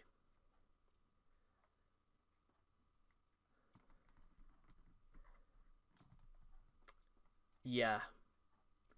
As I said at the beginning of this, and it's fitting we're going to end it with this, know which side of the screen you're on. I mean, you may think Chris can't see you or the rest of the world can't see you, but, well, it doesn't work quite like that. Windows to the souls, ladies and gentlemen, because if I can see out, then people can see in as well. But with that being said, that's why I use NordVPN. It's the only other way to put it. And with that being said, I'll see you guys again next time. Thank you. Good morning, paisanos, and welcome all of you back to the Super Quickie, Super Chris, Super Chan, Super Reading, Super Show. So, a few days ago, ladies and gentlemen, we were talking about A-loggers and weens, and how there's very good reasons why you don't do it, outside of the fact that Chris won't listen to them. You kind of make yourself look a little bit like an easy target in return. Now, how much of a target is also very dependent on who is listening and who is reading the things you say. So just we don't do that sort of thing around here, which is ironic because in 2026, well, we'll get to that when we come to it. With that being said, however, enablers are, I would say, a little bit more serious. Well, in terms of the damage they actually cause. So let's get straight to it. Enablers, or devotees of Chris Chan's solitude, otherwise known as docs, as Chris has termed them, are those who encourage Chris's negative behavior and/or self-destructive habits. Enablers can be divided into two main classes. The first being financial enablers throwing money at Chris, and the second being the fantasy enablers endorsing Chris's grandiose delusions. They are not necessarily limited to doing these. The overall characteristic that defines all enablers is that they perform an action with the sole purpose of encouraging Chris to live like a child, whether it be encouraging him not to be employed, providing him with his most basic needs, role-playing with him, and much, much more. Some enablers, and white knights generally, fall into a subgroup referred to as anti-trolls, those who try to ward off other trolls and other members away with Chris to have for themselves. These are not to be confused with counter-trolls, who primarily fight against trolls to protect Chris rather to troll him themselves. For example, Helena Florenzia, a fantasy enabler who feeds into Chris's delusions, that Magi-chan is real. I mean, I know she doesn't do that thing anymore because she's kind of moved away from Chris, but to be fair, this had nothing to do with why Chris got into that much trouble, so Helena's not really that bad. But let's get into the actual definitions, shall we? Light enablers. Light enabling is the least harmful type of enabling that one can do to Chris. As some people who have talked to Chris have noted, one cannot communicate with Chris without entertaining his fantasies to some extent, and so rely on this technique, which involves merely acknowledging the beliefs without outright giving him any new lore or talking to him extensively about his beliefs. Gatekeepers. Gatekeeping refers to controlling access to Chris. It is used by trolls to prevent white knights and wannabe trolls from interfering, and by white knights to prevent trolls from contacting Chris. The Miscreants troll group, for example, actively interfered with White Knight attempts to help Chris by deleting their emails before Chris could read them, or by manipulating Chris to believing the White Knights were leaking information. The Watchmen, a White Knight/enabler group, tried to gatekeep Chris from trolls. In the case of Larry Vaughn, they pointed out Chris shouldn't interact with him, though Chris insisted. In the case of Jacob Sockness, however, they had Chris record Chris releases a statement regarding Jacob Sockness to discourage Sockness from completing his trip to see Chris. Fantasy enablers. Chris's grip on what is real and what is being fed to him was never that robust to begin with, and has eroded even further after years of being deliberately misled. It has wasted away to such an extent that he is nearly incapable of distinguishing seemingly even what ideas come from his head and what come from others. Enablers exploit this fact by presenting Chris with their own invented information about the dimensional merge or Chris's imaginary friends, validating his thoughts and convincing him that he is not alone. A prime example of this is Jacob Sockness, who used fictional dialogue between various characters between Chris's characters and his own imaginary pantheon.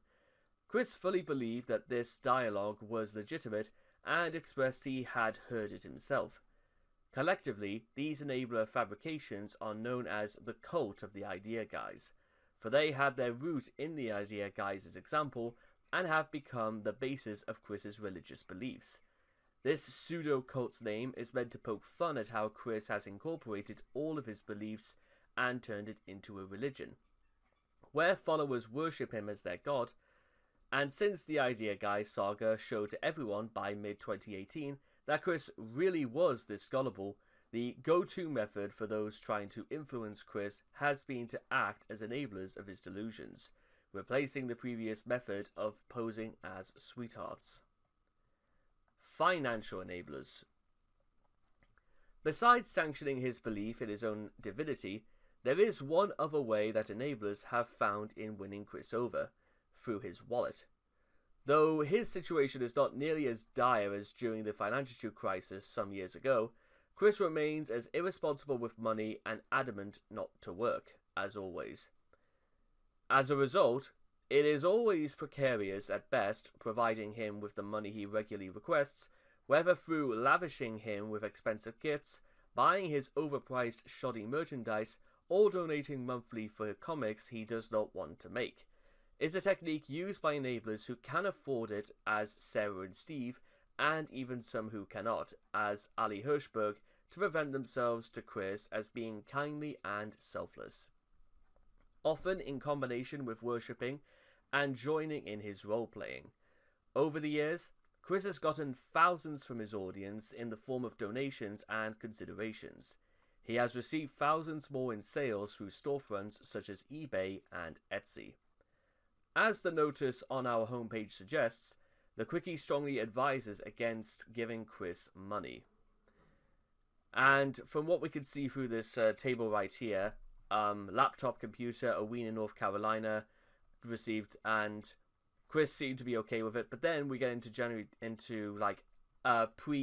post to house fire, $500 from the Kiwi Farms after the house fire. The very first thing Chris did, by the way, was complain about this because that's just an immediate impulse. Then $150 from fans in September, a Kickstarter campaign which Chris just used to buy Legos more or less. $1,000 from D-Stex in September of 2015, donated during the climax of the review series of Solitude to fund the production of new pages for the comic. Chris used it to buy a new bed, arguably one of his only sensible purchases in recent years, but then failed to keep his side of the deal for almost 2 years by failing to actually deliver 100 pages of Solitude, since this, by all accounts, this was interpreted as a commission payment. $500 from Sonic Rainboom, a Kiwi Farms user, and Chris mostly used it to buy stuff at McDonald's. That's pretty much what he used this for. Hundreds, mostly from Weens, and the specific amount cannot be determined. However, this was during the financial crisis, in which, despite the fact that Chris was crying as though he was absolutely broke, decided that it would be a much better and more robust attitude to have by wasting it on pretty much exploitative editions of Lego sets, body pillows, food, well, fast food and stuff like that. So the original, it can't really be determined by what exactly he was received, but we know it's been up there because this of course was the start of the financial crisis. $2,650 from selling off the Relics of Fail.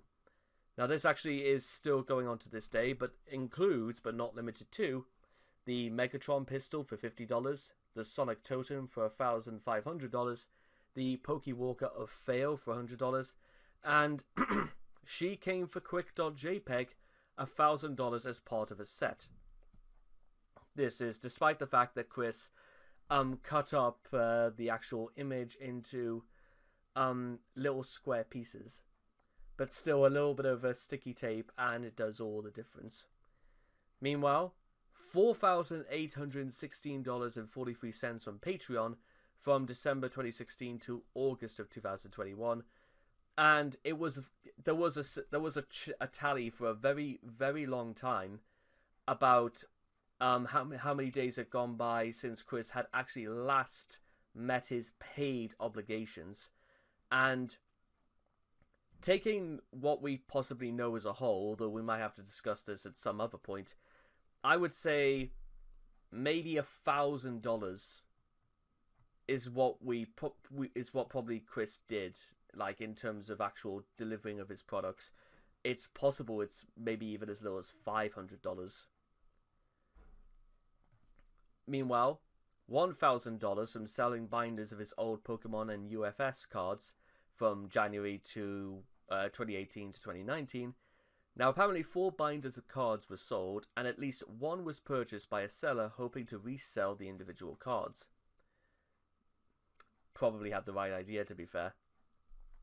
Selling stained pages of Solitude issue 14 for $100, which is literally just selling trash.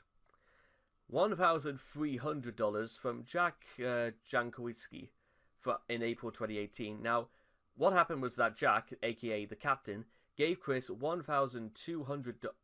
Although this might not actually be the captain, it might be someone else. $1,200 for a luxury trip to the 2018 BronyCon in the hopes that he would get to meet him there. Chris thanked him for the money in "I have been paid to go, we'll see if I can go, seriously to be determined."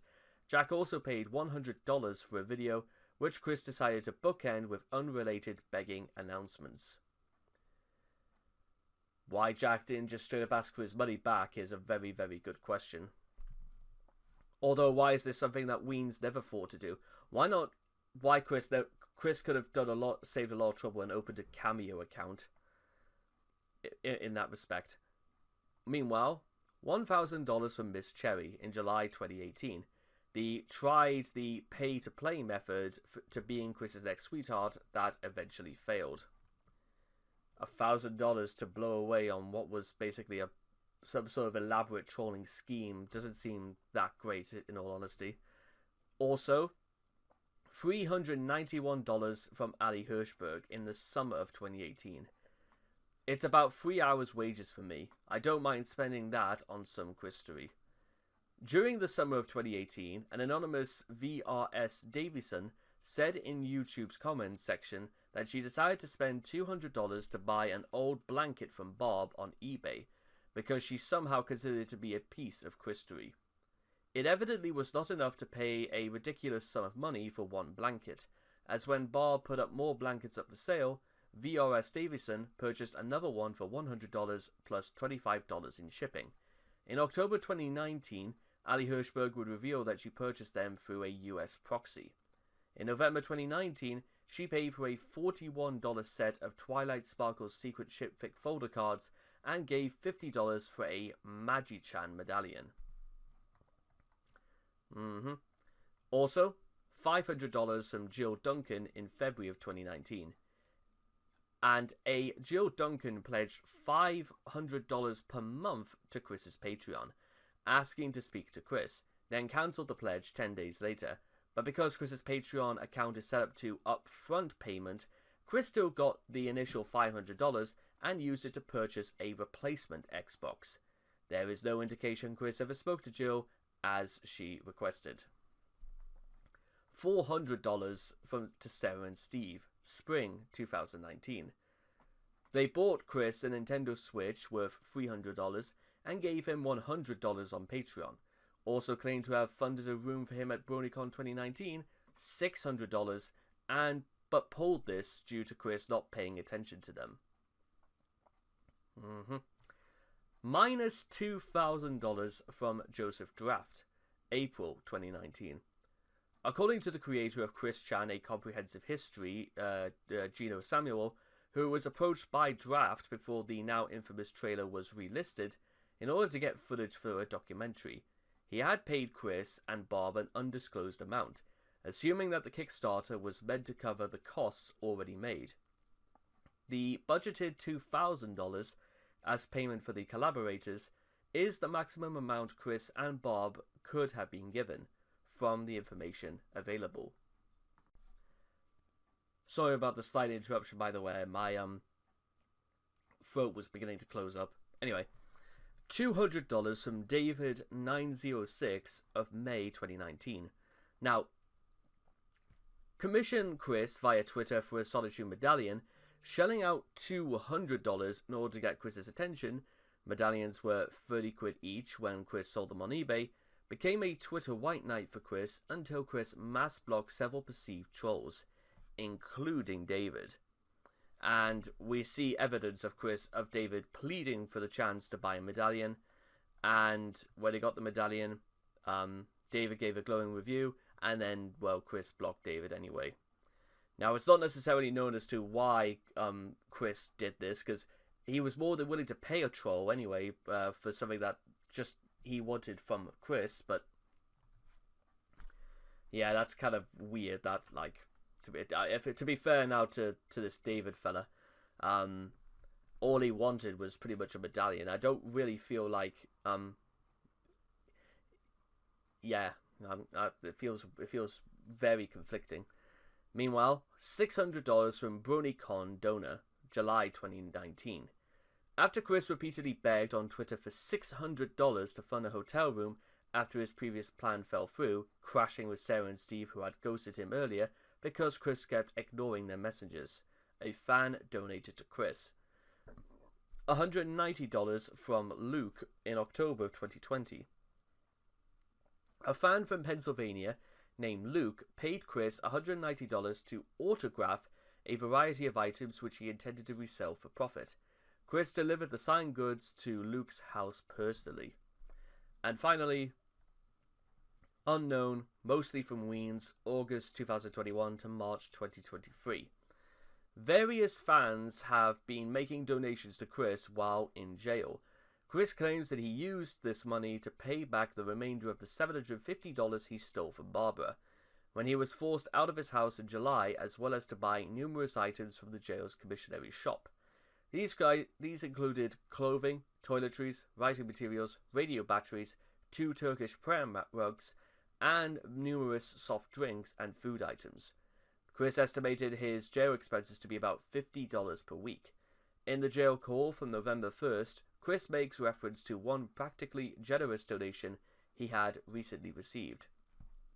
Total from enablers have given Chris over $17,806.43. And this is probably the conservative estimate. That is, if we're not counting for the fact that $50 per week was between August and March.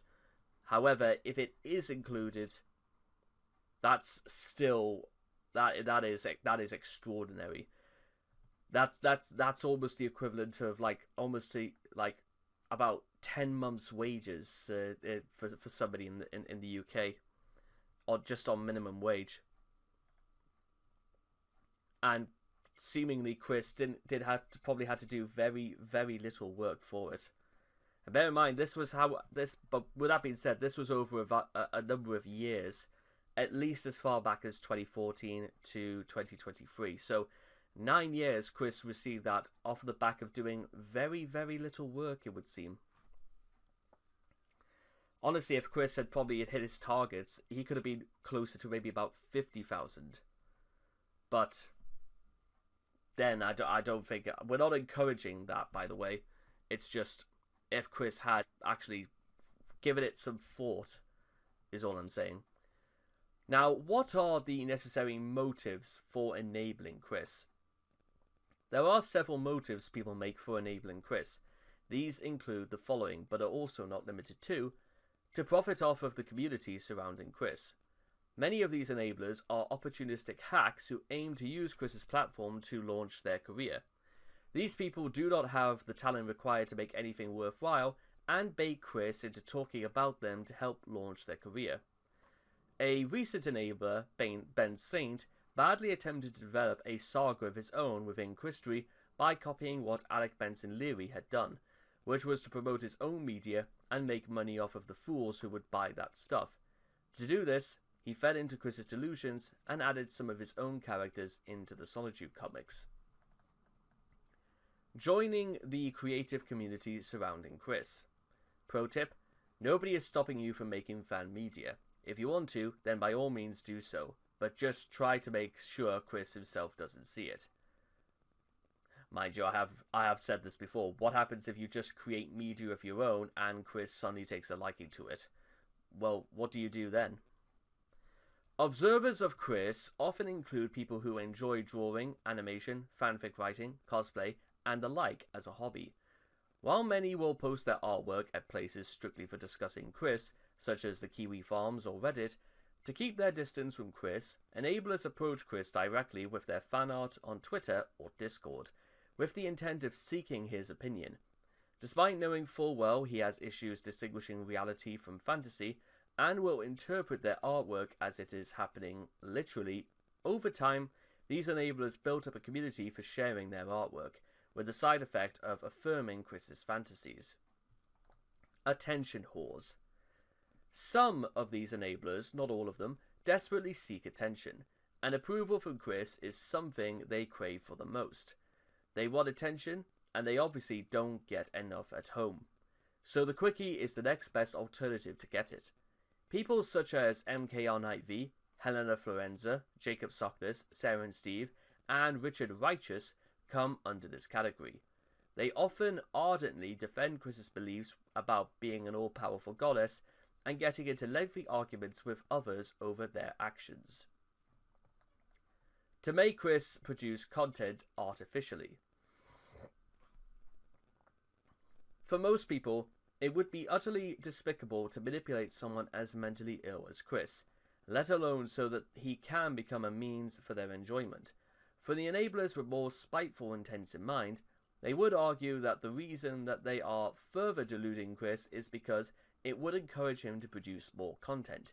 They would tell Chris all kinds of nonsensical stories just so that he can act like their own personal lolcow to laugh at, not with. I'm just supporting him/her/them. This argument is most common among the more white knight or social justice oriented crowd. Those who take this approach see Chris as a victim of the alt-right trolls, or whatever villain of the week has been created to oppress them. As such, to them, Chris is a beautiful, unique creature who is to be coddled and praised, regardless of the merit of that praise. Often this praise will be syncophatic in nature, with constant praise of Chris' artistic ability and creative genius. Another common narrative is that Chris is a grown adult who is perfectly capable of taking care of himself, easily separating the wheat from the chaff in regardless to orbiters. We'll let you decide how competent he is. Not very much, I would say.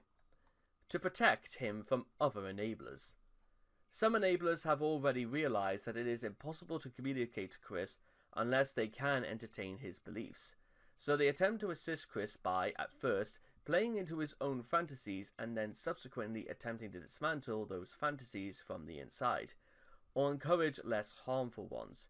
However, attempts at doing so have mostly failed. Arguments against enabling Chris. Whether you intend to help Chris, make him fall further into his delusions, or attempt to pull a liquid Chris on him by playing along with his delusions, there are a handful of reasons for why enabling Chris generally is not considered a good idea by most people. 1. Enabling Chris gives him a motive to never change. It goes without saying, but if one's beliefs are confirmed all of the time by the people that surround them, they have very little reason to change the way they are. This kind of helping Chris is what made him so egocentric and puerile in the first place, and that was when it was just his parents enabling him. Even if you do have good intentions and a genuine desire to help Chris, this way of helping is ironically one of the most harmful things you can do to him. By reinforcing his delusional state of a mentally ill person, you are doing nothing but unintentionally making their life worse. On one hand, fantasy enablers will play into Chris's delusion to relive his childhood. On the other hand, financial enablers will constantly donate him money out of guilt. The actions from both groups combined have made Chris deny any sort of adult responsibilities because it made him believe that he can sit on his ass all day daydreaming, as other people provide him basic needs for him. The impact of the idea, guys, has been catastrophic to both Chris's mental state and the Sonichu universe. In recent years, Chris's mental state has deteriorated from fantasy-prone escapism to complete detachment from reality. Chris has become so delusional that he believes he is married to several Sonic recolors and a Pokemon as a part of a polyamorous marriage, is a goddess with psychic powers, is worshipped by millions as their Lord and Savior, and is even the outright reincarnation of Jesus Christ. By indulging Chris, that is, encouraging a 43-year-old man to believe he is really a deity and anime character after he was tricked into thinking that in the first place, you are only making things worse, and even helping to perpetuate the idea guise's machinations. When a person has deluded themselves into a belief that he is potentially harmful to themselves and others, the best thing to do is not to reinforce said delusion, but rather to get the person professional help. Telling him that others agree with his nonsense only causes him to become even further detached from the real world than he already is. Agreeing with Chris that he is the holy patroness of a computer from the 80s, and that cartoon characters will soon start showing up, is the real world has also proven a prerequisite to interacting with him for any extended period of time. Even if you do not intend to indulge in his fantasies, you cannot interact with him normally to undo any of the damage done by the enablers. The guard dogs, who originally intended to keep Chris from getting manipulated again, also needed to play along by alleging that Chris's amethyst ring was causing psychic chaos to gain their position over him. Most who are willing to play along with Chris in this way would justify their actions to third parties by professing they are doing this to help Chris in the end. Unfortunately, despite their efforts, Chris had refused to cooperate with them any further, and decided to go back to his fantasy world and continue falling for other enablers no matter what they said or did to him. Rarely does interacting with him yourself to him about your world clashing with his create the same effect as him getting angry over a minor character design alteration or getting irrationally mad at a non-existent enemy. In the past, some of the best Chris content has come from his own head and actions. Most of the time, he is not even bothered by it anymore, seeing it as another happenstance in the world he created himself. This proves that by enabling Chris, you are doing the exact opposite of what triggers the best Chris by giving him what he wants, or further confirming and lulling him into a sense of complacency where he is less likely to produce meaningful and or entertaining content. Chris will always try to get what he wants, whether or not it is good for him. To add salt to an open wound, Chris has previously stated that trolling efforts from people like the TT Squad do not faze him at all, purely because they agreed with his views and were polite to him. Therefore, it would be insane to even think that trolling Chris in this fashion would get a laugh out of anyone. Chris also no longer believes in basic scientific principles, especially in the biological department, and already believes himself, as presumably himself alone, to completely understand the difference between what is real and what is fictional. He believes that all diseases as a result of extreme stress, and that by being physically connected to a virus, he can completely obliterate whatever allies him. For example, when Chris got a cold in December of 2019, he believed that the primary reason for this was due to how he was triggered by the redesigns of the Sonic 2 characters by Project SNT. If Chris gets inflicted with a disease, he will tell himself that said illness simply arose from his emotions and disturbances from other dimensions, as opposed to acknowledging he's ill and taking steps to heal himself. To continuously try and enable him with these beliefs, Chris gets pulled at risk of suffering even worse ailments without the proper care or treatment. Thus, when you enable Chris's delusions, you are directly putting his life in danger. The knowledge gap between you and Chris. Since the very beginning, Chris has had difficulties in empathizing with other people, or seeing things through their point of view. This especially holds true today, where he has become absorbed within his fantasy land. Some fantasy enablers, particularly in the artist community, might believe that they are not doing any harm by drawing fan art or fan comics that Chris likes. However, these people are fully aware that what they draw is simply fiction. Chris is not. Chris doesn't care about your fan art the way you think he would. He now sees it as evidence he can use it to confirm his beliefs about the dimension, and he believes the artwork depicts of working on improving it in his real life. There is nothing inherently wrong with creating fan art of Solitude or Solitude characters. However, doing these things, such as creating a persona Twitter account, aggressively pushing your art onto Chris, and RPing as your character, does make it highly likely that Chris will use the art as an excuse to recede deeper into his fantasy world. Getting sucked into drama surrounding Chris. The time and energy spent on getting sucked into drama, just to see who can influence Chris the most, is one of the classic signs of enabling. Because of how trolling Chris is the one-way ticket to fame for some, and due to the amount of people going by the idea guys' techniques, there has been a constant power struggle between groups of enablers vying for Chris's attention. Enablers have been trying to ward off one another in order to reign supreme. An example is a group within Jacob Sockness and Sarah and Steve clashing against a group with MKR Night V and Aqua Diamond 8. Sockness, perceiving MKR Night V as a barrier to his schemes, embarked on a smear campaign maligning her to Chris and nearly succeeded. MKR Night V found herself in the precarious position of both doubling down on her allegiance to Chris's beliefs to keep her in his graces, whilst trying to convince him that the parts of his beliefs that Sockness planted into his mind were invalid, representing time and effort going into enabling. As you may have guessed by now, this is a very sad situation to find yourself in. You are fighting endlessly over the same weirdo who does not know or care that people are fighting over him, and you are putting yourself at the risk of becoming massive troll bait yourself by doing it. You won't be able to influence Chris forever.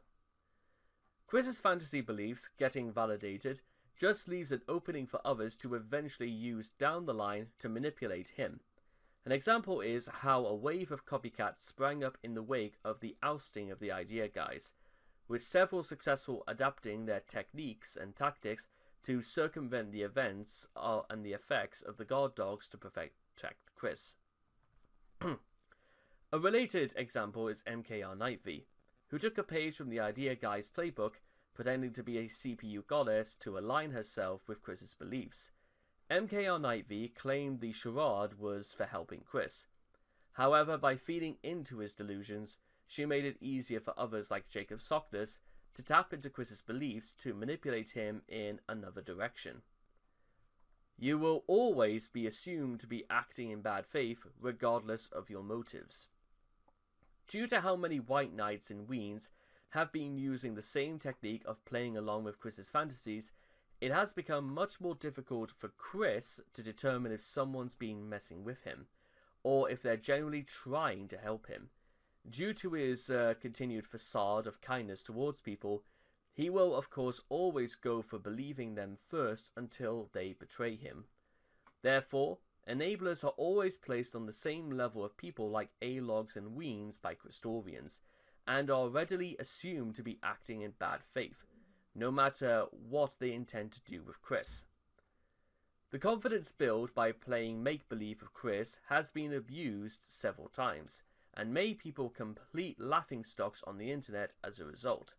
Sarah and Steve, multidimensional White Knights, and Jacob Sockness would all get their foot in the door by affirming Chris's beliefs, in some instances pretending to channel fictional characters from other dimensions, and then betray their trust for their own entertainment, whilst onlookers from Kiwi Farms and the Quickie itself have watched White Knights reveal themselves in fact to be Weens many times before.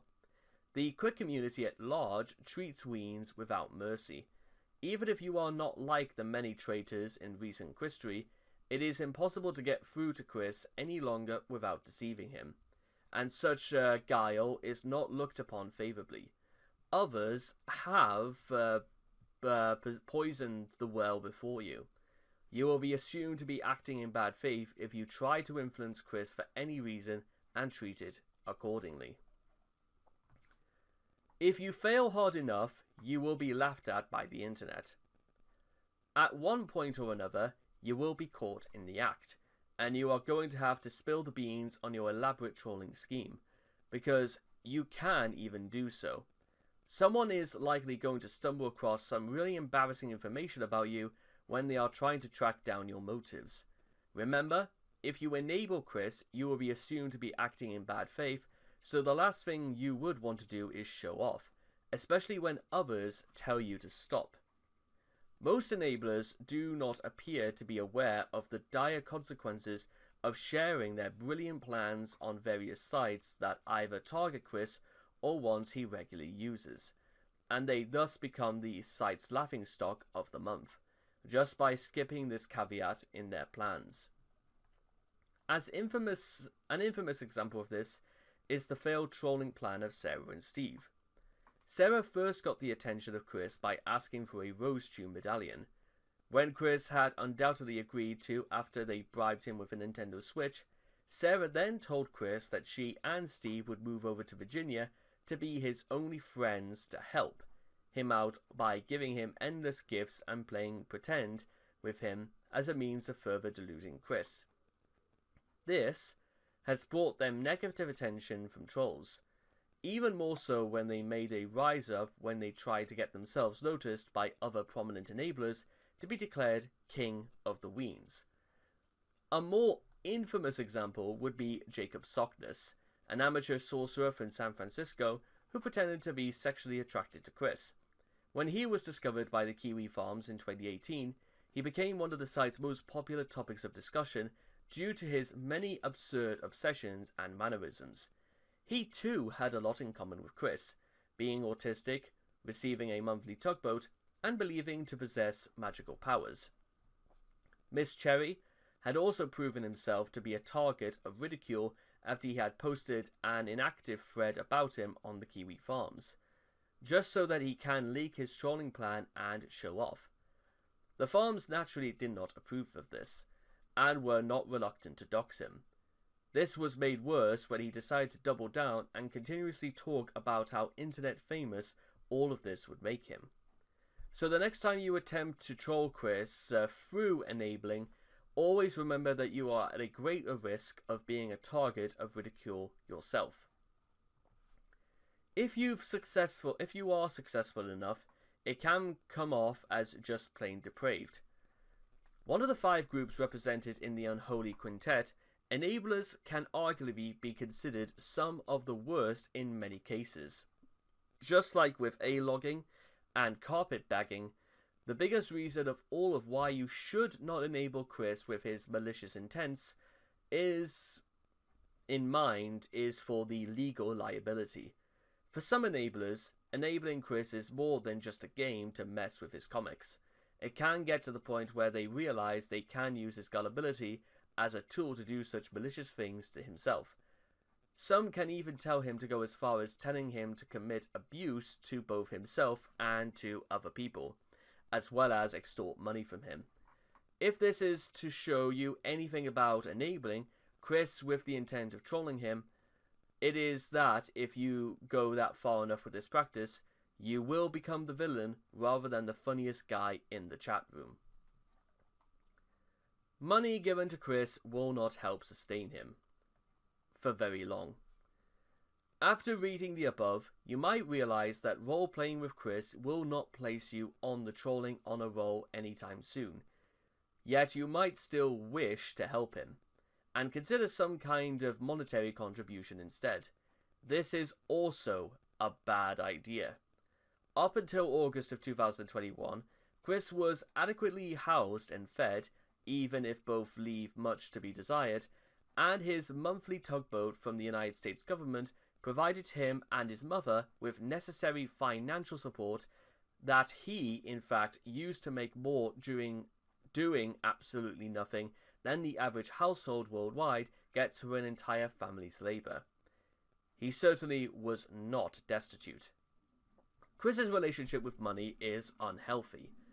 While he has not got himself into as much as a bind as Bob has, he lacks the forethought to save money for the future and attend to his financial affairs in a responsible way.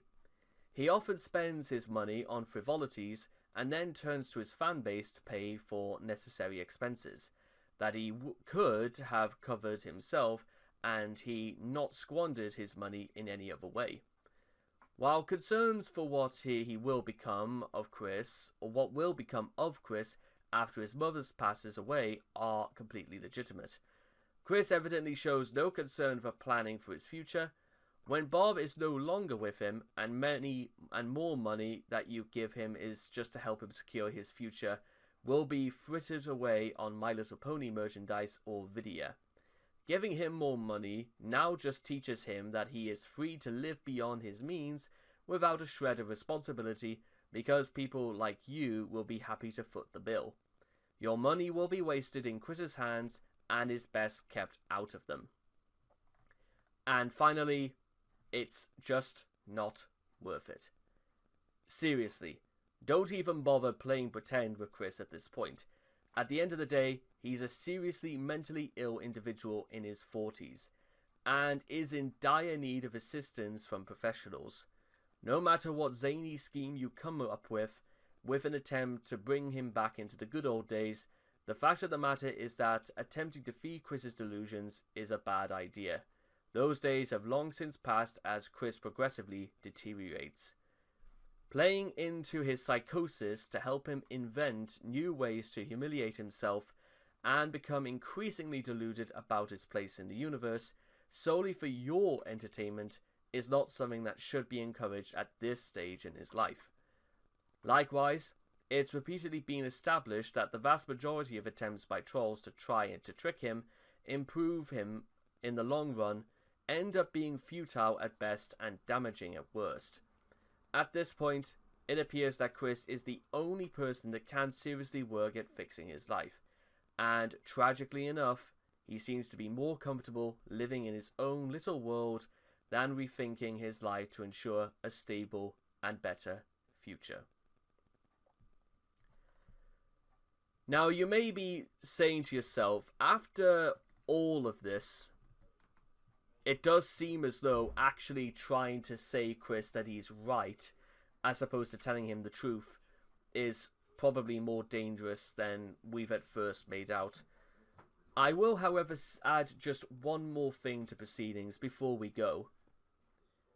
Even if you decided to ignore all of this information, and you wanted to go through with it anyway, I don't even think Chris, deep down inside, even thinks that this is in any way. This is a short-term fix, and when I say short-term, I do mean incredibly short-term.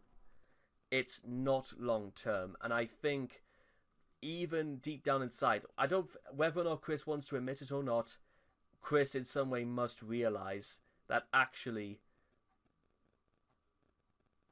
we gotta think long term about things like this. I know there's gotta be something. I mean, Chris has been capable of understanding concepts like that before. Or maybe it's just because, well, so much has happened to Chris that it's nigh on impossible, because that means actually doing anything about it. Whilst at the same time, Chris has been given money before for doing nothing. And since Chris hasn't bothered looking for work in 16 years and is still relatively tolerant and comfortable living as he is, why start now? Quite a depressing way to end things, but yeah, I don't think there was any other nicer way to end it than that. So with all that being said, thank all of you guys for watching, and I'll see all of you guys again next time. Thank you. And finally, over the last couple of days, we've spent quite a number of time actually looking at the Unholy Quintet when it comes to Chris Chan, which includes A-Logs, weens, enablers. I'm sure there's probably at least another one thrown in there somewhere. A-logs or A-loggers, if you will. And now we move on to an article that's only recently been added called Carpetbaggers.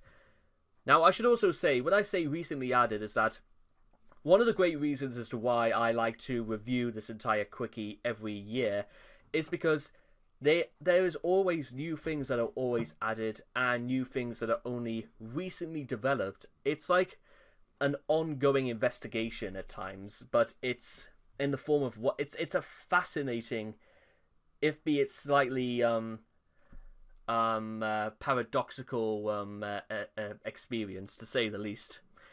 So let's get to it. So what is carpetbagging, you may be saying?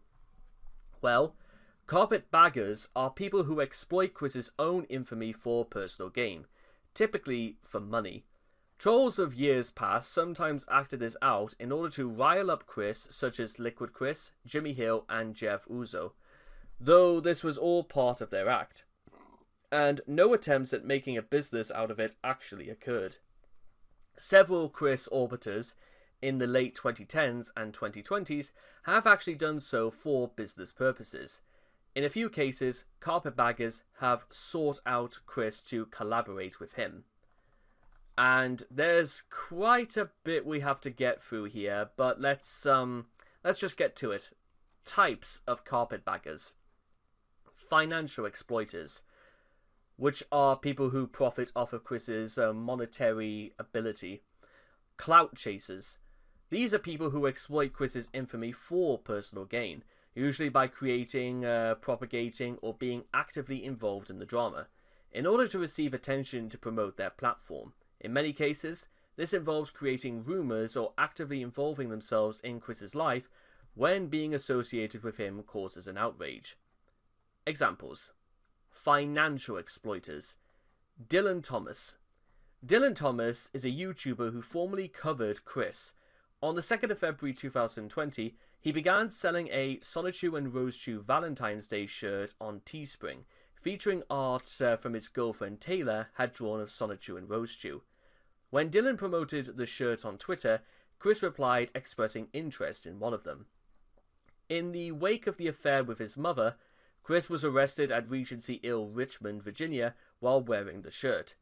Dylan decided to further capitalize on this by relisting the shirt on Redbubble with the title Chris Chan Arrest Shirt. Gino Samuel. In 2018, Gino Samuel began producing Chris Chan A Comprehensive History, a video series on YouTube. When Gino submitted his YouTube channel for monetization review, YouTube instead terminated his account over the clips of bullying within the series. Gino set up another channel to continue the series. Although Gino claimed in 2023, while advertising other video projects, that he would be preparing for a post-Quick timeline, he instead doubled down. Later that year, Gino began selling items based on Chris's infamy without his approval. These included knockoff Sonichu medallions and a shirt with "Want Woman" printed on it, a reference to Chris's infamous outfit at Fridays After 5. Gino did not compensate Chris over using his Sonichu character. Well, to be fair, Chris never consummated or contacted Sega or Nintendo, so what's this, pot calling kettle? Is that what this is about now?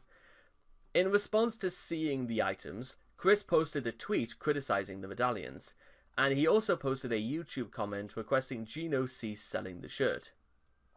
In April of 2025, Gino began uploading his version of a Sonichu the Animated Series onto YouTube, which used artwork taken from Chris's comics, and was monetized through Gino's Patreon. In response, and by the way, yes, this is something we have never talked about, but something that's actually quite fascinating in its perplexity. Chris filed a copyright claim to YouTube over the intro and 2 episodes so far, which used Sonichu Issue 0. YouTube then took down the videos and placed a copyright strike on Gino's channel. Thanks for that, Chris. Kenneth Engelhardt. In 2022, Kenneth Engelhardt wanted to collaborate with Chris on a Sonichu-themed business project during the jail saga. Kenneth envisioned it as an extended universe of Sonichu. Upon learning of Chris's scheme to try to pay off Barbara to move out of 14 Branch Lane Court, among other disturbing comments, a disgusted Kenneth wrote to Chris to inform him that he was planning to kick Chris out of the project.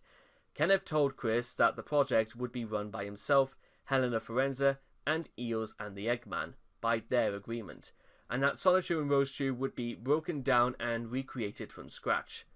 Chris ignored Kenneth and stopped responding to his letters. Kenneth has apparently since abandoned his plans. Luke. In 2020, Luke mailed a large box of random items to Chris, which included things with relevance to Chris, like video games. Luke paid Chris to autograph each item. On the 8th of October, Chris drove to Pennsylvania and dropped off the package at Luke's house. Luke then listed the items on Mercury as the storefront quick store, but deceptively claimed that the items had belonged to Chris or his family members. Ooh, you shouldn't have done that. No, and the main article for this is about the silver coins. Now, to be fair, and I'll be completely honest with no, I could, if I can't see myself buying it, I'm surprised that anyone would, to be honest. Yeah, I don't think that was a good idea, really. Prater. In September 2020, a group led by Caden Peck, named Prater, met with Chris and arranged a business partnership with him. Prater's first item put up for sale on the group's shop official Quickmart was a Sonichu-style medallion. The medallions were produced by Prater, who paid Chris a royalty for the usage of his Sonichu character. Official Quickmart later expanded to other offerings, some produced by Prater and some by Chris. In mid-2023, Caden was involved with financing the Big Island, Virginia house, which Chris currently resides in and pays rent. Chris and Prater's partnership remains active as of 2025. Rex Rowan Neighbours III. In January of 2012, Rex's band released Trollster's Paradise, a true and honest tribute to Christian and the Hedgehog Boys, which covered Christian and the Hedgehog Boys. Despite using Chris's music and audio clips from him, Rex did not attempt to seek Chris's permission and did not compensate him. Sonichu Solutions. At the June 2024 Fan Expo in Dallas, a booth named Sonichu Solutions was set up. According to a customer, the owners of the booth were not affiliated with Chris. The owners copied from Chris's Sonichu design and offered knockoffs of his medallions. Further, they also sold printed out copies of Chris's jail art for $15 apiece. Lord knows what they actually made from it, but... Winfield. Dylan Winfield, also known as Winfield, is a self-published horror novel author, intending his debut novel, Cult of the Eclipse, to be the first in the series. Dylan seemed to have found promoting his book by spamming Reddit and Twitter ineffective. So in June 2021, he hit upon the idea of requesting Chris to do a video review of his book. Although Chris agreed, the review did not come to pass, particularly due to the subsequent incest revelations and jail saga. Undeterred, on the 6th of September 2021, Dylan travelled to Ruckersville, where he trespassed at the yard of 14 Branch Lane Court while taking photos and recording video of its neglected state. During his video commentary, he advertised his book. The following day, he uploaded a video and messaged Gibby on Twitter. This resulted in his exposure and doxing on the Kiwi Farms, and several people calling him out on his clout-chasing attempts, after which he deleted his video within an hour, suggesting he was following the thread. Why then he did not know any better is a mystery. Clout Chasers. Ben Saint, also known for exploiting Chris's beliefs in alternative dimensions by using his OC Nightstar and creating comics featuring her to create a slime saga, by September 2019, Ben had uploaded to his Patreon scans of his comic. The Patreon account was used for Ben's projects in general. His non-quick content was behind a paywall, whereas his Nightstar comics were free to view. Doopy Doover. Doopy Doover was a voice actress who had gained Chris's attention, instead of just ignoring him. She decided to profit off of Chris's infamy by going onto Kiwi Farms, creating a personal army against Chris. Though, with that being said, I think you could argue that Doopy actually had a justifiable explanation, considering that, well, Chris seemed to be not taking cues, and to be honest, this was something that, especially towards women, which we all know Chris had done. So you could argue Doopy was kind of justified in some respect. Maybe in some, but not always. But then again, that's just sort of how it is. Ethan Ralph. After the fallout of the incest revelations, Ethan Ralph jumped on the opportunity to exploit Chris for views. Ethan, who had a history of vitriolic feelings towards Noel, sought to interview Chris, in particular about Noel. When Chris was relocated at Regency in Richmond, Virginia, Ethan live-streamed himself driving to the motel in search of him, knocking on every door on the second floor and ordering pizza in a failed attempt to lure Chris out. After being kicked out from the motel premises for loitering, Ethan soon returned upon being notified that the police were in the same area and filmed Chris's arrest, all the while screaming comments and questions at Chris. It should also be noted that Ethan goes the extra mile by attempting to sell t-shirts with Chris's likeness on it in his online store, without the latter's knowledge or permission, with no plans to compensate Chris for any sales made. Keffels. Keffels, after getting involved in a large-scale drama with Kiwi Farms, had decided to interact with Chris by being in an interview with him. She also had created a Patreon tier with a Chris Street tax, offering to release the unedited interview for a few $1,000s. Meanwhile, MKR Night V, Nort, and Spooky Bones. Hurtful truth levels, definitely not being served by disrespecting me, by ignoring me like I'm a nobody. I'm not a nobody. Spooky, after a quickie jerk cop was concerned about Hurtful's well-being. Spooky Bones, also known by her persona Regina George, led to the investigations of Isabella Loretta Janke and created the OP of the original Kiwi Farms mega thread on her. However, as the drama was starting to ignite and much of Bella's personal life was being dug up into by the Mean Girls, the group that Spooky led, Bella left the internet. Spooky, primarily motivated by the attention and recognition she received from the mega thread, then went after other Chris orbiters with even the loosest connections to Bella. The WCT and Zella. Zella is a ween who tried to uncover many different aspects of modern Christery, such as Flutter's identity and role, as well as Prater's current work. In the process, he stirred up drama by creating a rumour that Chris and Flutter were going to have a baby. So, taking a lot of these as a whole, let's go into the arguments against carpetbagging. Like the rest of the Unholy Quintet, there are plenty of good reasons to not become a carpetbagger. 1. Associating yourself with Chris is never a good idea.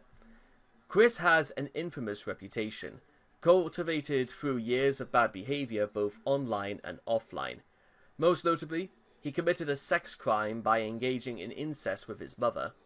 Even though the charges were dropped by the state of Virginia, the knowledge of Chris's actions will never fade from public consciousness. If you connect yourself to Chris, that you will be the first thing many people think of whenever they hear your name. Having your name attached to Christery is a terrible idea by itself. But to do so on a large scale that millions of people will notice is even worse. 2. You will be actively selling bootlegging merchandise. Sonichu has always been a rip-off of Sonic and Pikachu, two copyrighted characters owned by major video game companies. Nintendo in particular is known to harshly defend their copyrights, ordering the takedown of many fan projects under threat of legal action.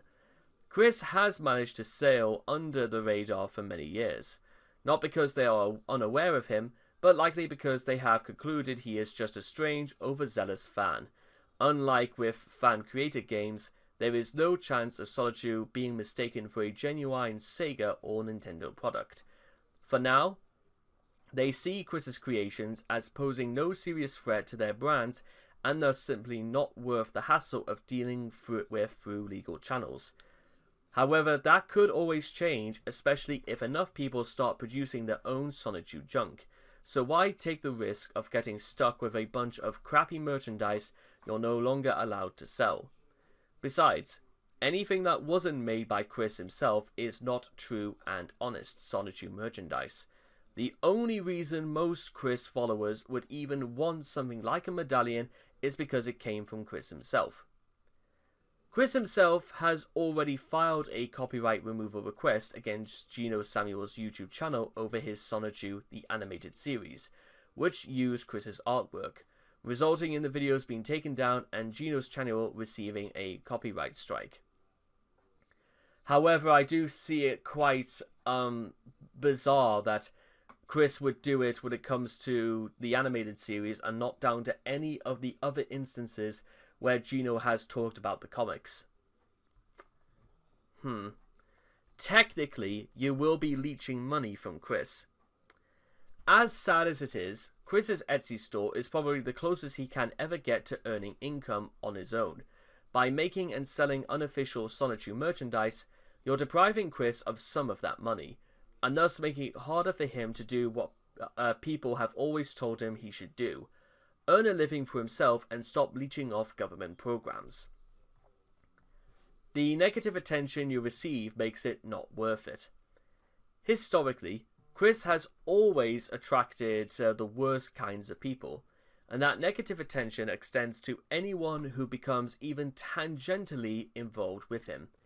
Geno's documentary series is beloved by many Christorians, and even he received plenty of harsh criticism when he began selling his own line of Sonichu medallions and other Chris merchandise. Should Chris ever mention you, it could lead to you getting doxxed by Weens. You face being posted on the Quickie for everyone to see, possibly even a Kiwi Farms thread. There are far better ways to eke out a few extra dollars online which don't involve painting a Chris-shaped target on yourself. And finally, you risking effing up the public understanding of Christery. By profiting off of Chris's story without giving a care about accuracy, and profiteering off of what sounds nice, you risk creating mass confusion amongst the Quickosphere. Spooky Bones, noticing how much attention the drama surrounding Chris's affair with his mother was receiving, decided to come up with as many juicy stories as she could surrounding the people that were involved with this was uncovered, only to then create a flurry of misconceptions and false views amongst the public. People later seem to have caught on to people potentially repeating what Spooky did, and have since then become far more careful about taking juicy information about Chris Chan online the way they see it online. This is evidenced by the incident surrounding Zella spreading the rumour about Chris impregnating Flutter, hoping that propagating the story would help draw more answers about Flutter's identity. Though this story initially caught traction, people became skeptical of it a week later and only brought negative attention onto Zella. Now, to be fair, I've even talked about that once, about how this apparently, it might have been, I think it was through the fact that Zella misinterpreted something that Chris said, and that Chris was actually going to conceive a baby. Well, Flutter was going to conceive Chris's baby, and, well, it might have been through a misunderstanding, but it was one that happened, and a lot of trouble can come about through misunderstandings. And with all that being said, because I actually do think we've actually come to the end now, haven't we? Oh yeah, White Knights as well. We've already covered that. So that brings us to the the bit of the shorter form end of the Unholy Quintet. I think the most interesting aspect about this entire section is that trolling is the sort of thing that can actually be divided into several little subgenres and subcategories, between those who try to defend Chris, from those who don't try to defend Chris, those who try to profiteer off Chris, those who try to exploit Chris, and those who just see Chris as a way of making money. So, with that being said, I don't think we've ever once covered an article on the Quickie about trolling itself. It's bound to be there at some point, but by the time we get there, it might be superseded by a slightly more pertinent question. But until then, I hope all of you guys enjoyed this, and I'll see all of you guys again next time. Thank you. Good evening once again, ladies and gentlemen. So, even though we have already finished the Unholy Quintet, there was technically a slightly more nuanced sort of... because maybe this time next year will be known as the Unholy Sextect, because technically trolling should also really be a part of it, if I'm being completely honest. Because outside of people trying to pamper Chris and patronize and demonize and also groom Chris, let's be completely honest, there's also the people that have done this in the first place who set out purely to mess with Chris. Now, we're not going to be talking about the people specifically, because I've done articles on a lot of these people before, but we are going to sort of go in a slightly different direction. You'll understand in a moment. For example, pro tip, do not try to troll Chris. The golden age of trolling Chris is never coming back. Chris is a shell of the person he once was, and is living in a much more depressing circumstance than the ones that made him an infamous lolcow. That which can condemn the abnormally foolish is not the abnormally clever. That which can condemn the abnormally foolish is the normally foolish. G.K. Chesterton. They are vicious, crazy, wickedly smart people. Chris on trolls, and then Bubbles even gets an interjection. What a world we live in, with such trolls in it. Trolls are various individuals of all races, colours and creeds, united under a common goal, to mess with the life of and extract as many lols from the internet's most beloved and most hated autistic manchild, Chris Chan, as possible. The organised effort to troll Chris began in earnest in 2007, when Chris has momentum going for it, even if it peaked after disbanding of the classic era trolls following the death of Chris's father in 2011. Trolling schemes by these individuals have ranged from manipulating Chris into a Truman Show-like existence, making him rage on video, making him take pictures of himself unclothed, and accelerating the breaking of his sense of reality, and more. So let's just go into the early parts of this, the pre-ed. It is noticeable that Chris was bullied in real life before his discovery by 4chan and ED. It can be argued that the first known torment of Chris occurred when his lifelong friend, who no longer speaks to him, Sarah Nicole Hammer, locked him under the house where they were children. The next notable bullying occurred during the infamous mini-date with Hannah in 2005, which smashed his heart level to 15%. Around the same time, he was also trolled by a girl he contacted through MySpace named Lindsay Kale. There was also the possibility of trolling of Chris through the guest book on his website from as early as 2003, when a hot redhead said that she would meet him outside the PVCC. Either this was epic trolling, or Chris put it on the guest book himself, as let's not forget about Mary Lee Walsh and the gameplay's hijinks, but this was all child's play compared to what happened next. However, compared to what happened next, here's exactly how we're going to do this.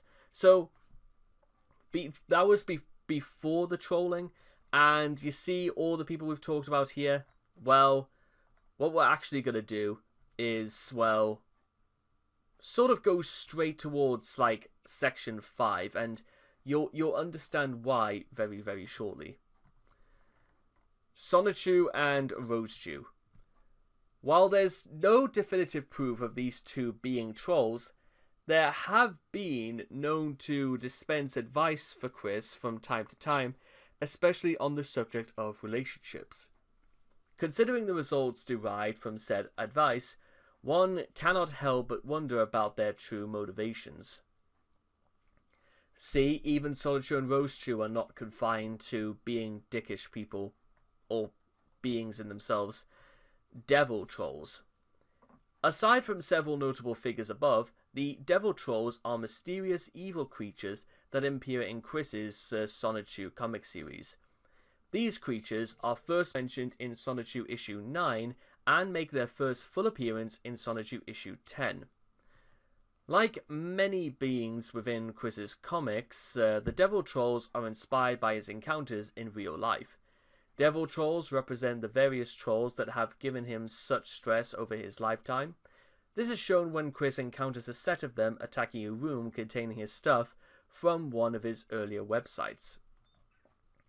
The devil trolls make their first mentioned appearance as some sort of grass protrusions taken away the fallen IBA Chandler after Sonichu defeats him in Sonichu issue 9.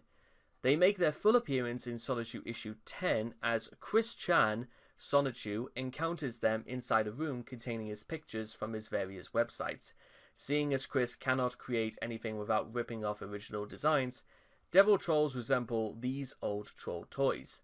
Minus their gems with long tails and demon-like wings, they also sport sharp teeth. Motivations. From Chris's perspective. Chris himself has a very simplistic view of what motivates his enemies. When a mailbag correspondent asked him to explain why he's trolled, and why so many people seem to hate him, Chris had this ingenious response. They are just jealous that they did not think of Sonichu first, or that I am more artistically talented than they are. Huh. Oh. Ah. Okay. Sure, Chris. This is consistent with the advice given to many children who are harassed in real life, that bullies are merely jealous of you, and want to see you react unfavorably, when in reality, bullies abuse others for many different motives, jealousy being only one of them. Furthermore, internet trolls typically do what they do for their own amusement, and not always out of some personal slight against their target. Since Chris never moved past high school mentally, he still believes he is hated because he is so much better than everyone else. From his own attempts to illustrate trolling, it's obvious that Chris has no concept of how it works. When he tried his hand at impersonation, he thought that we'd all be trolled if he pretended to be an epic troll, but then a troll saw through his lie and forced him to drop the ruse on pain of having his tugboat taken away. Chris believes that trolling has two steps: pretend to be someone you're not, and then troll someone by revealing who you really are. Sylvana, a character based on his perception of formed trolls, who claim to be people there aren't, thinks it's hilarious to pretend to be Meg Griffin, kiss Chris, and then transform once he's out of sight. As a result, Chris walks away happy, unaware that he's just kissed a tranny, or someone who is transgender, defeating the entire point of trolling him. A tool he has used to fight against his hated trolls is claiming that they are all homosexuals, combining his two major hates into one massive force of nature. The earliest this is seen is message he wrote in his mailbag section, exploding in rage over an added Twitter and how they could talk about him behind his back.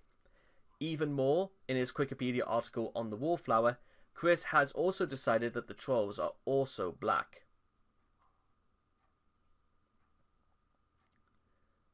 Right. Unsurprisingly, Chris also considers trolling a crime, and has somehow dedicated himself to stop trolling. However, Chris's views on trolling are also very, very skewed, as he believes that all trolling is equal to what he had done to him. In exclusive Manchester High School 2000 reunion Require Now, he told people how to act on the internet mere moments after revealing his name, address, and phone number. As the years passed, Chris's take on trolls has erupted into a massive flight of fancy.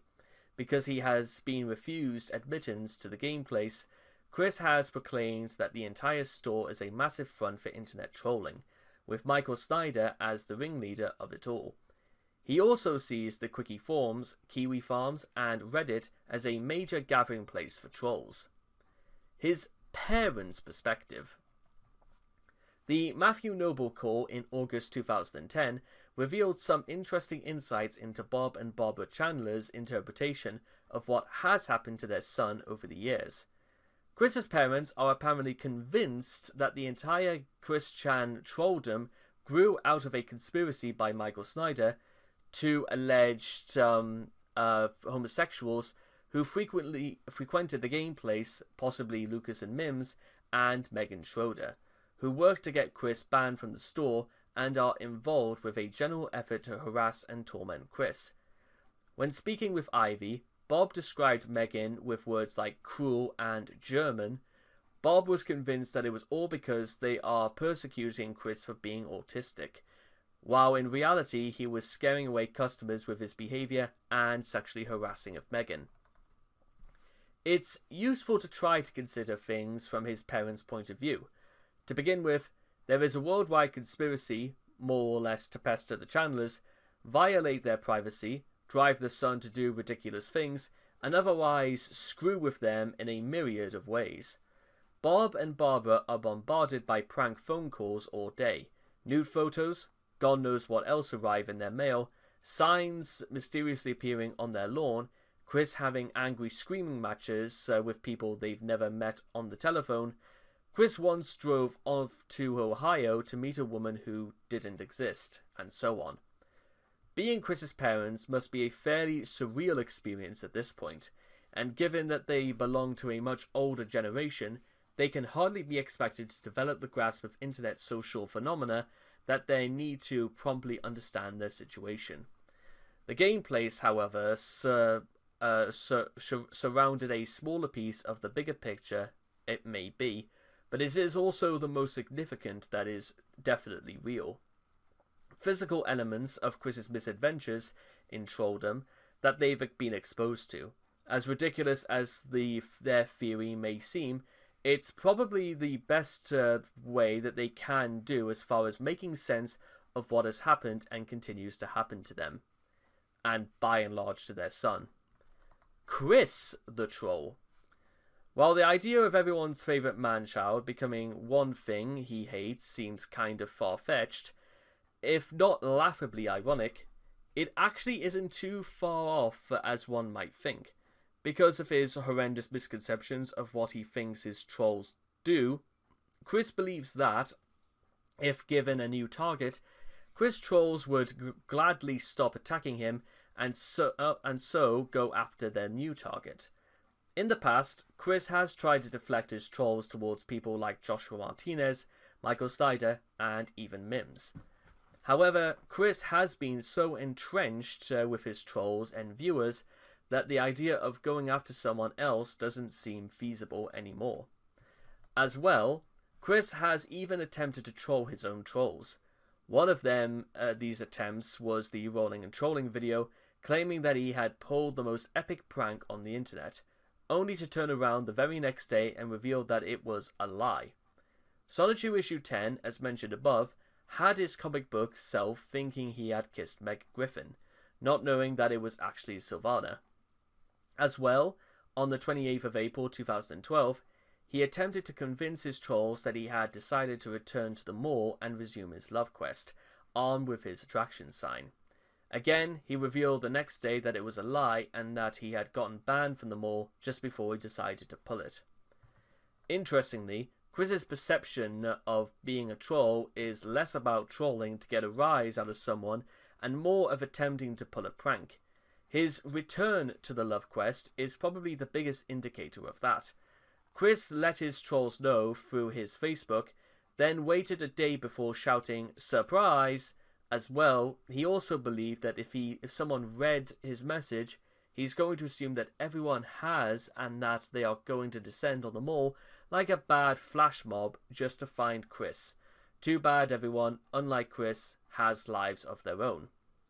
However, if there is one person that Chris himself has successfully trolled, without a shadow of doubt, it's himself. Proof of this can be directly pointed to this bad habit of surrendering information about himself, no matter how embarrassing, demeaning, or downright stupid giving out said tidbits of himself would be. Chris often screams at his trolls for not leaving him alone, but aside from the fact that his antics only add more fuel to the fire, he always fails to realize that if he didn't give them ammunition to begin with, he wouldn't have ended up in this predicament. A shining example of this would be the 2013 Imager leak. Chris could have ranted about the trolls, and most would have shrugged and assumed that he's just being angry in typical Chris Chan fashion. That is, until Chris revealed the reason why he got upset, inadvertently revealing the Facebook posts he was keeping a secret, as well as some unsavory information that could get him arrested if taken seriously. It just goes to show you that nobody trolls Chris better than Chris. Chris is the type to not only shoot himself in the foot, but reload, fire again, and repeat the cycle while blaming the trolls. He just never, ever learns. And Chris's relationship with the trolls. Although he would never admit it, Chris eventually developed something of a love-hate relationship with the trolls, which became clear during the Liquid saga. When Clyde trolled Liquid Chris in a phone call, Chris attempted to redirect Clyde to himself. Angered by Chris's slanderous attempts at stealing his trolls, in an email to Vivian, Chris also thanked the trolls for documenting the information revealed to them, and allowing him to mature emotionally. Although the trolls were a nuisance to Chris, their antics were far more thrilling than Chris's hopelessly shitty yet mundane lifestyle, which left him unfulfilled and desperate for adversity. The trolls served as black and white antagonists for Chris, giving him a perceived purpose in life and allowing him to live out his fantasies as a hero pitted against one-dimensional villains. Or pitted, I should say. This was likely a factor in Chris's susceptibility to trolling.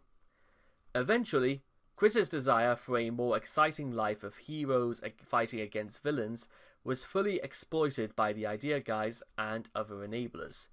As a result, Chris now believes that he already leads the same life as his fantasy counterpart, and has lost interest in traditional trolls. He even started thanking them for helping him discover his true self. By today's standards, since the death of Chris's father, the loss of his home, and his plummet to the breadline, Chris has changed profoundly. No longer is he the naive, clown-shirted, indifferent egotist ED discovered in 2007. Instead, he is a jaded, chronically depressed, cross-dressing child trapped in an adult's body, who is not as susceptible to, capable of dealing with, and arguably as deserving of trolling as he used to be. Many of those who continue to follow his activities are beginning to opine that he has suffered enough, and that active trolling, even where it is successful, doesn't produce the results it used to, takes more effort generally to his inflated paranoia, tends to lead to small groups monopolizing Chris and hoarding the information they gather, as happened with Blanca and Catherine, and in some cases causes needless emotional damage to Chris. For example, the revelation that Chris's latest girlfriend, Catherine, was yet another troll persona in early November 2014 provoked disgust and disappointment, as many felt that not only was it unoriginal and no longer funny, but the trolls had spent weeks, if not months, stringing him along and toying with him, including tricking him into groveling for Catherine's continued affection. Many felt this amounted to emotional abuse of an already broken and miserable shell of a man. Some were even disappointed, as they felt that after all Chris had gone through, he deserved a lucky break, and a real relationship for a change.